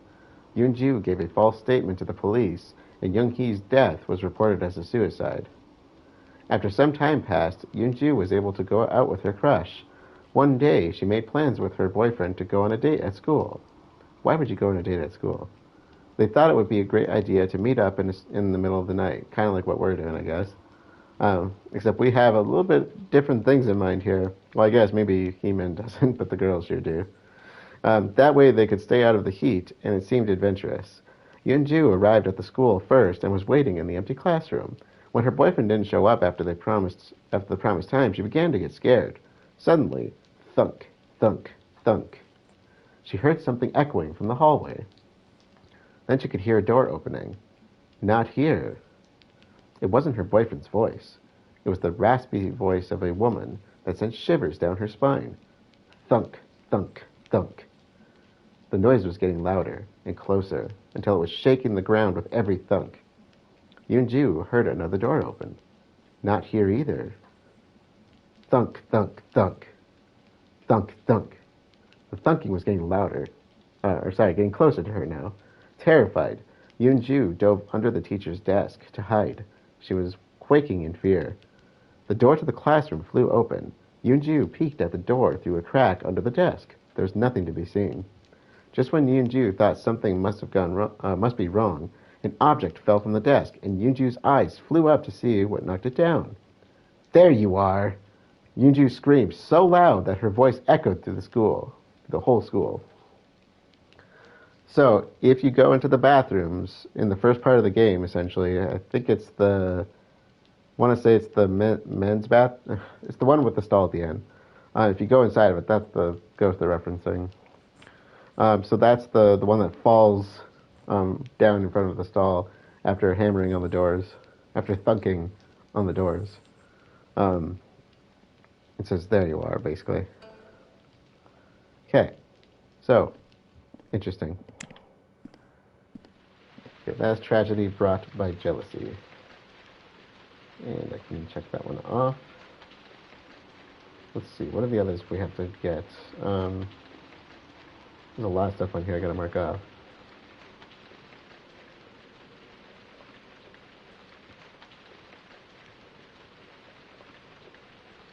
Any bathroom? Okay, yeah. Any bathroom but girls, floor 1. Gotcha. Alright. These are all good stories, to be honest. The ones that we have left, I think.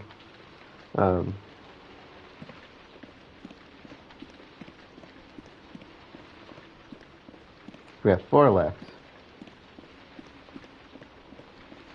I guess we could do the spider on the way down. I think all of them are pretty much downstairs.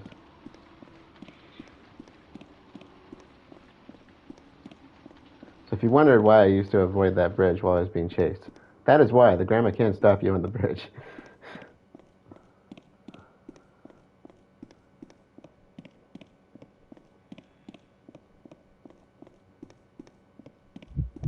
Okay, before I do the ghost story, nice little fun Easter egg. I think you gotta walk around the portraits here. Watch the heads.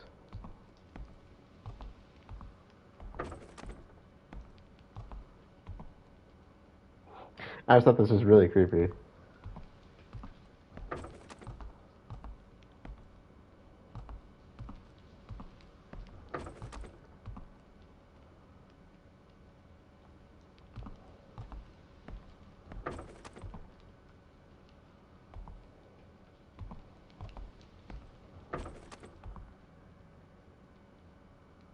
Can I just turn around?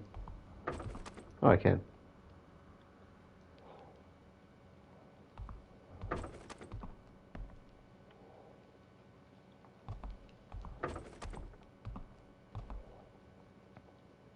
Does the flower change? What kind of flower is that? I wonder if it changes based on the ending you're getting. Oh, that is terrifying. Dear Lord. I remember that one.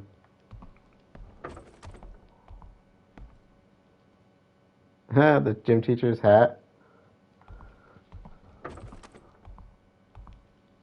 I think we're back to normal.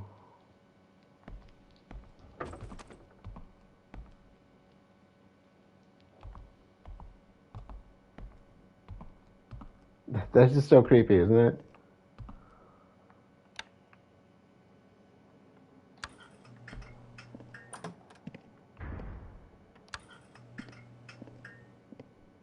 I grabbed the med kit. I think I did. Yeah. Looks like it. Alright. I think the spider is about 85 grams. 67, 80. Is it 85? No, 86. Yeah. The Kid in the Corner, number 15. Oh, these names. I love the names, don't get me wrong, but just trying to pronounce them, it makes me feel really stupid. So-hee had always been terrified of bugs ever since she was young. She especially found spiders the most repulsive of all. Her school, Y High School, was an old building that was built at the base of a mountain, so naturally there were lots of bugs and spiders. She was always very stressed because of this. That's why she was so happy to begin her senior year. Unlike the first 2 years of high school, her classrooms this year were located in the new building. Since it's new, she expected there would be no bugs, and that she would be able to attend her classes carefree. On the first day, there was a strange girl in her class. The girl gave her the creeps because her long hair covered most of her face. So-hee could not recall ever seeing her at the school before. The weird girl's face was so unfamiliar, it made her doubt if she was really a student at her school. She always sat in the corner, away from the others, and hardly ever moved. She wouldn't even get up during breaks or lunchtime. For some reason, So-hee couldn't help but be bothered by her. One hot summer day, unable to concentrate in class, So-hee snuck a glance at the weird girl. What she saw completely shocked her. The girl was chewing on a moth. Startled, So-hee turned to look at the bug-eating girl again, but this time she saw nothing out of the ordinary. So-hee thought that she must have been seeing things because of the blazing hot day. Then the girl sent So-hee a knowing smirk. It creeped her out so much that she became terrified of her. After that, the creepy girl stopped coming to school. So-hee was bothered by her sudden disappearance at first, but as time passed, in peace, she forgot about her. One day, while on her way home, So-hee realized that she left something at school, so she went back to get it. Just moments before, school was filled with the sounds of the students leaving, but now it was quiet as the grave. So-hee entered the classroom and turned on the light. There were nothing but empty desks and chairs inside, just as it should be. So-hee went back to her desk to retrieve what she had forgot, where she spotted something black swaying in the back of the classroom, out of the corner of her eye. So-hee squinted her eyes, taking a closer look at what was hanging. When she realized what she was looking at, she froze in terror. As she slowly raised her eyes, she could follow the long curtain of black hair up to the body of the creepy girl, who had disappeared. The girl was clinging to the ceiling, her limbs twisted at inhuman angles. She looked like a spider perched in its web, preparing to pounce on its prey. Spotting So-hee, the spider girl scuttled quickly across the ceiling towards the petrified So-hee. The girl's long black hair shot out like a spider's web, wrapping around So-hee and pulling her up. The lights flickered twice, then the classroom went dark. One long, terrified scream echoed throughout the halls before it was abruptly cut off. No one ever saw So-hee again after that day. The spider that used to hang in the corner of the classroom was missing too.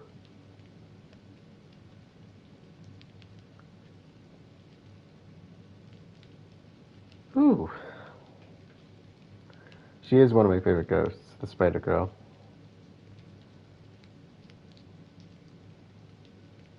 I don't know, Beth. I think that's kind of a necessary thing to know for that part of the game. It is it is literally a make or break for that encounter with the tree. Okay, so I think... Yep, wrong way. We need to go downstairs, I do believe.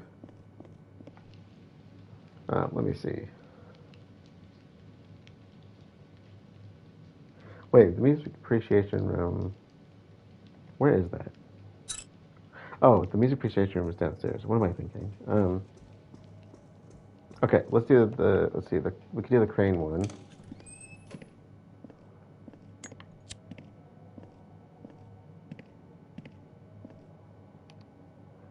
So remember the desk arrangement, the cranes,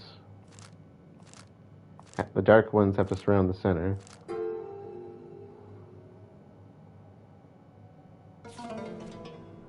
Number 8, extreme dieting death. Young Mi was a senior high school student, and she had never been happy with her body. You can already see where this is going. Body dysmorphic disorder. Very common in these countries, I do believe, in the Eastern countries. I think body shaming is pretty common. Not that that's uncommon here, but she was excited to become a university student with only the entrance exam standing in her way, but regretted that she wouldn't get to have any campus romance with her kind of body. So she would always say that she was on a diet. The strange thing was that she didn't look overweight to others. Again, body dysmorphic disorder. The people around her would tease her that she could actually gain a few pounds. Still, young Mi doubted their words. When she looked in the mirror at the back of the classroom, she only saw an overweight girl. Look at what a pig I am. How could they call me thin? How could they say I could gain a few pounds? The only conclusion that young Mi could come to was that they were being sarcastic. Just you wait. I will become thin. I'll not eat anything until I'm thin. From that day, young Mi didn't eat anything and would only drink water. She became thinner by the day until it was to the point where she was just skin and bones. She barely had the energy to even move, but she continued her refusal to eat. When she was forced to eat, even just a little, she would run straight to the bathroom and throw up. She had lost so much weight that watching her walk around the school was a creepy sight. Her friends and teachers, who at first had been worried, began to avoid her. Then one day, a new boy transferred to her class. Wanting to make quick friends, he treated the whole class to pizza and burgers. With the teacher's permission, they served the food in the classroom and held a party. Everyone was able to enjoy the food while relaxing and letting go of their stress of preparing for the college entrance exam. The transfer student spotted young Mi sitting by herself by the window. Even in the celebratory mood, she was not eating. The thought never occurred to him that she was on a diet. He just figured that she didn't get her share yet, so he brought her one of the remaining burgers and a soda. It's called pop. Excuse me. Oh, sorry. Had to say that. No, I'm not eating. I won't eat anything. I'm still fat in the mirror. Can't you see? Young Mi stood up and shouted with rage as she pointed at the mirror at the back of the classroom. Suddenly, the classroom went quiet. Her face was contorted with anger, and her eyes gleamed with insanity. Young Mi started snickering and looked around her. All the kids' eyes were locked on her in fear. To her, it seemed like they were all staring with eyes filled with disdain. Young Mi stormed out of the classroom, screaming. Nobody moved to stop her. In the end, she was found dead in the mountain nearby, having starved to death. Dead in the mountain again. That's our third one today. Her classmates tried to figure out what young Mi meant with her last words. What did she mean by the mirror? We don't have a mirror in our classroom.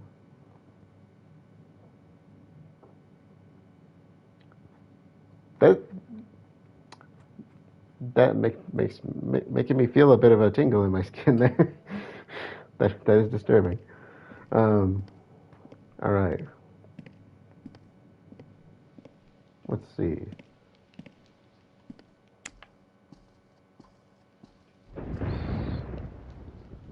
Okay, so let's see if I can figure this out.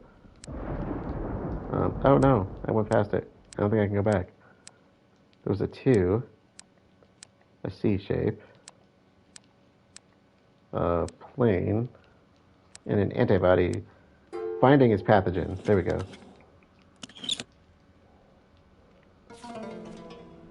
Alright, oh, this one's cool, I think. I know some people think this one's kind of boring, but I really like it. Number 2, the Impassable Bridge. Although it was early in the morning, the whole school was filled with an uneasy buzz. Chilman, a student, was found unconscious in the hallway. This particular hallway was a passageway between the main building and the new building, and it was rarely used. It was built with an interesting design that puzzled all those who set eyes on it.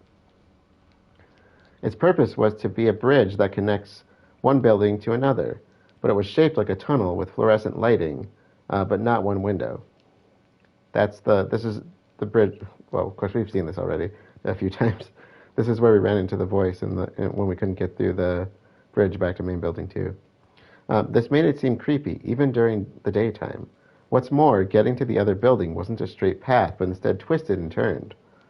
All of that combined made fewer and fewer students use the walkway, and the less people used it, the more creepy the rumors about it became. One rumor said that while walking down the passageway, which felt like walking into a cave, there were sounds of footsteps either behind you or coming from the front. Either way, you'd never see anyone there. Another rumor said that if you enter this hallway in the middle of the night, you'll never get to the other building, but instead get lost in a labyrinth of corridors until the break of dawn. That's actually really good timing that they're bringing up the labyrinth here. The name is called the Labyrinth Named School, so White Day, a Labyrinth Named School. So that is a kind of a name drop there. The night before the accident took place, Chill Min told his friends that he didn't believe in such a bogus story. Being teenagers, they dared Chill Min to prove himself. So Chill Min and his friends came to the school in the middle of the night. The test Chill Min was given seemed simple. He only had to go through the passageway to get to the other building and bring back an object from class. Chill Min wasted no time beginning this easy venture, and quickly opened the door to the passageway. He disappeared into the darkness, and the door shut behind him. When Chill Min was alone, he realized it was scarier than he had imagined. The passageway was without a single window, and all he could see were the small patches of light, like islands in a pitch-black sea. Yeah, if you ever experienced true blackness, it's really scary. So just full darkness, like nothing, no light. It is quite a thing. Chill Min shivered and began to regret making this bet with his friends. When the sound of his footsteps echoed loudly in the empty hallway, it felt like something from the darkness would come running out at him any second. Chill Min gathered together what courage he had left and started walking as fast as he could. That's when something passed by him and lightly brushed his neck, making a metallic sound. His hair stood on end, kind of like mine is now. He felt like something was right behind him. Was he hearing things? He thought he also heard faint laughter. Chill Min, clenching his teeth, bravely turned around. Nothing was there except a completely empty hallway and darkness. Chill Min, who had been scared to death, was a bit relieved. Until right at that moment he heard a whisper. "What are you doing here?" Terrified, Chill Min ran as fast as he could, screaming. It didn't matter how fast or how far he ran. He would never be able to make it to the other building on the other side. At last, Chill Min suffered a panic attack and was knocked into unconsciousness. His friends, after waiting for a long time, all returned home. Aren't they just lovely friends? We're just going to leave him in there. Everyone was worried for Chill Min, yet no one suggested going to look for him. So that's how Chill Min was found laying unconscious in the passageway the next day. From that day on, the students have called this passageway the Impassable Bridge, or the Labyrinth. Alright, so the previous one, the extreme dieting death, that was the girl we found in the student shop, the kind of little cafeteria area. So when you put down the lunch boxes, she eats them. And as we saw, she was rather stick-thin the way the students described her. And now this one, the Impassable Bridge, this is literally the bridge between the main building to a new building. And as we've tried returning previously in the last part we did, we could not get through because, and if you remember, that's when there were claw marks on the wall, and we could hear a voice singing, and then saying like "off with your head," basically. Okay. So that is all there is to it. We got one more left. See if my passcode worked.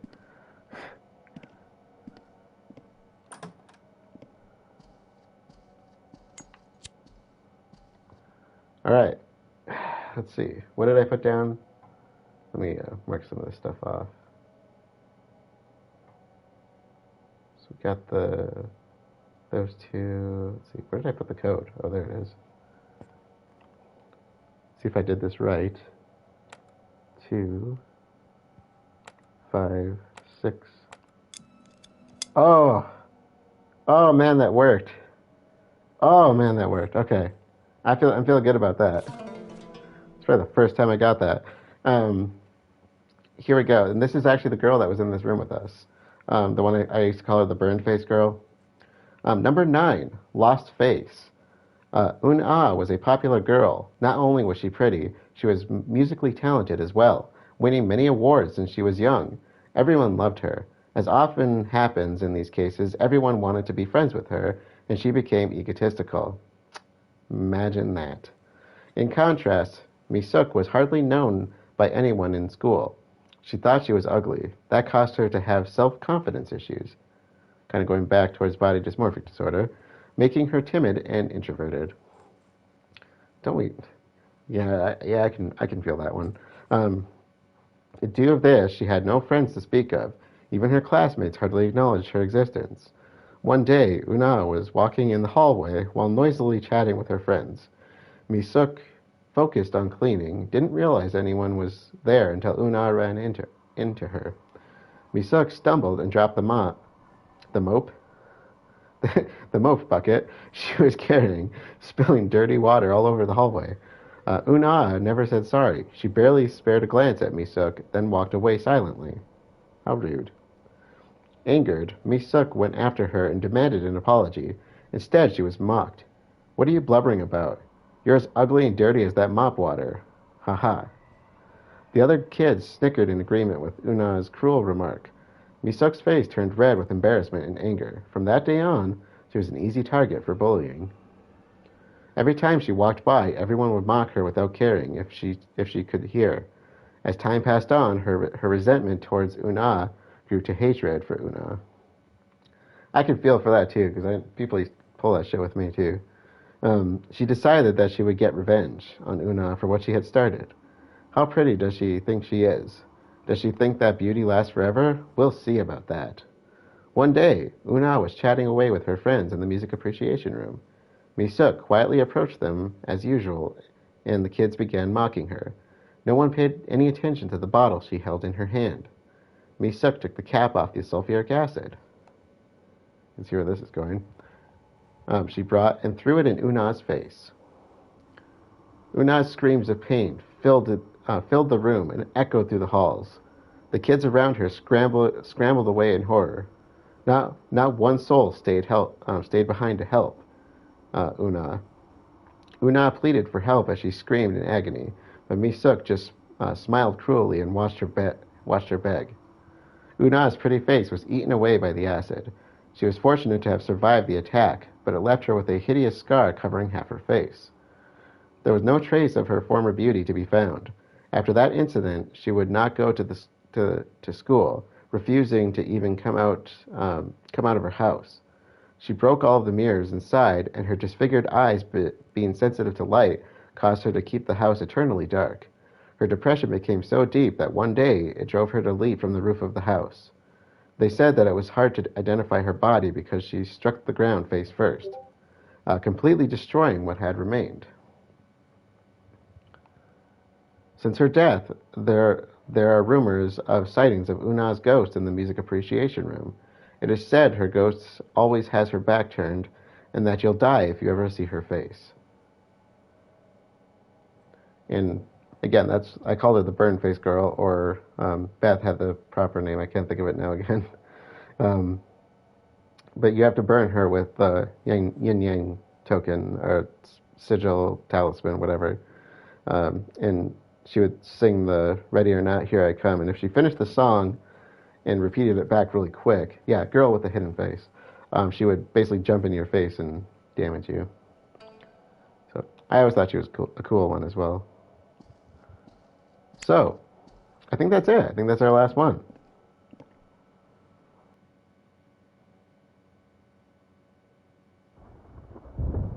Okay, so that was the end of the ghost stories and encounters. We got everything. We did all the backtracking, solved all the puzzles. I will at some point put all that stuff into chapters in case people want to know directly where to go for certain things. I'm not going to do the item collections on it. There's too many of them. But so if we go to the collections list, so as you can see, there's a few different things we can look at here. I don't want to look at anything except that because we have completed this. So there are 20 ghosts in the game and 20 ghost stories. And if you have not played this before, basically the picture will pop up if you've encountered the ghosts, and the story will pop up underneath if you've found it. And the stories are actually probably the hardest part to find. The ghost encounters you can kind of figure out as you go. And they are in the order of the numbers. So we got the house mother, the fox spirit, the lion ghost, the one stuffed in the locker during the one that pops out at you, Mr. B's man-eating tree. I think Steven started that one. The baby ghost. Let's see. This is the one that was like dead in the pond, and so she's really colorful, and she crawls up the window to the second floor. I can never think of like I don't think I ever had like really a name for her. The starved ghost is the one that was that we just read the story about that was had body dysmorphic disorder. This is the one we just read that Beth finally has corrected me on twice today. I'm going to continue calling her the burn-faced girl, but the girl with the hidden face. Library ghost was upstairs. She's the one who was trying to get tutoring because she kept getting outcompeted. She kept getting outcompeted by the top girl in the class, and she was really obsessed with being the top girl and going to a good school. Not like that would have held her back, but the math problem ghost from building 1, the haunted head ghost, which we've seen 100 times, so she's the one from the construction site. The attendance ghost, that was the one that was basically made fun of in front of the class because she left a love letter for the I think it was the language teacher, and it was the gym teacher that exposed it to the class. That's the doppelganger. So, and if you remember, this with the dancer girls, and the one basically ended up hurting her sister to the point that she couldn't dance anymore, and I think she eventually, I can't remember if she killed herself or how that worked, but eventually she killed her sister by choking her out in the mirror, and she apparently can doppelgang everybody because she looks like us. That's the spider girl, the weird girl in the room. Face filled with hatred was the what do you call it? That was the ghost where the two friends were in love with the same guy. One pushed the other one off the roof, and then she went to the school on a date with that same guy later, and the head kind of fell down in front of the desk, except we see it in the bathroom. The woman who hanged herself, that's So Young's sister, Na Young. We saw her twice in the main building 1.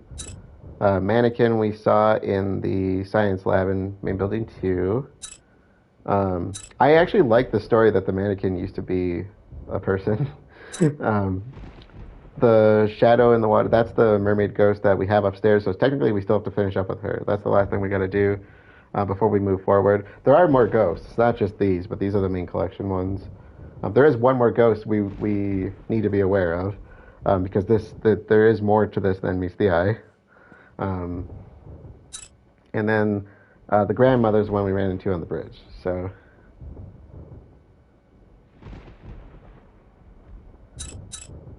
yeah, I never had issues with. The only one that gave me issues was the fox spirit.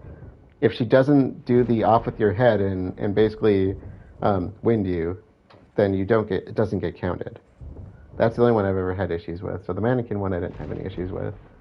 So I know, Beth, you were saying that the mannequin might need a second encounter, but it hasn't. I haven't heard of that myself. That I didn't do that, as far as I can remember. But something to try if the mannequin doesn't pop, to try to do a second encounter, I think is what you said. So, anyways, we got all of them. Now, what does that do for us?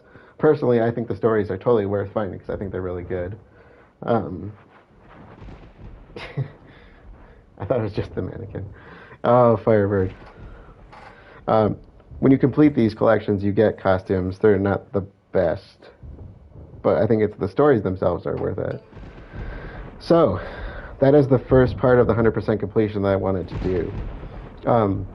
And we're going, the next time what we're going to do is finish So Young's main ending that I wanted to get, which is the hardest ending to get, the hardest one to figure out. It's not hard to get if you know what to do. And I think I have made all the right decisions this time, because it mostly has to do with dialogue. And then we'll take a look at the ending collection down the road. But that's gonna take some time, because I did want to do all the endings. I don't know if I really want to do the figurines, because I always forget about them. And you need to do them in hell mode, so it kind of depends on how well that works out when we get to it. And I may be downloading some costumes for our second playthrough. if you know what I mean. Some special costumes that we have not used before. So anyways, that is our ghost collection. So that's all ghost encounters and ghost stories. And that is where we are going to leave it off. So like I said, I will add in chapters just so we can... I'm going to add in chapters for all the dialogue options. I'll add chapters for all the encounters. And I'll add chapters for all the stories. So we know where those are. And I think I did discuss how to trigger them all when we... Or at least I tried to mention that. Some of them you need to do certain things to trigger them or have certain objects on you. Sorry, tired. One other thing I will say about the ghost encounters is you need to make sure that the lights are off for all of them. Most of the ghosts will not come out if the lights are on. Or you will not be able to encounter them. For some of them, that's not going to matter because some of them are already in rooms and just trigger automatically. But if you're like in the math room, I think you have to have those lights off, and I don't think they'll turn on because you can't get to the switch anyway. But the one I remember not triggering is the house mother does not trigger if you have the light turned on in the bathroom. I'm assuming that probably goes the same for the face filled with hatred one that drops. I'd have to test that. So anyways, that's just something to keep in mind. Otherwise, it's going to come down to items you need to trigger them. And some, of course, are compulsory. They have to happen. And some of them are just likely to happen. They're not compulsory, but they're most likely going to pop at some point. Because a lot of these won't trigger on normal, or else they won't trigger frequently. Because I've heard that some of them can trigger on normal. It's just unlikely you're going to see them. But anyways, thank you all for joining. I know we had Beth and Firebird here at least, and to anybody else that may have popped in. That is the ending of our ghost collection, and next time we will pick up with So Young's Roots. I am not sure. I don't think we're going to do all the endings. I think I'm just going to do the main one and kind of cut it there. It might be a shorter stream, but I think it's going to take me a while to rerun everything, so I don't really want to do that in another stream because I think it's going to take me probably at least a couple hours to do in of itself. But we can try it if we really feel like it, but I think we'll just go for the main ending and stop there and then come back to it later, most likely. But anyways, thank you all for joining, and I will see you all later.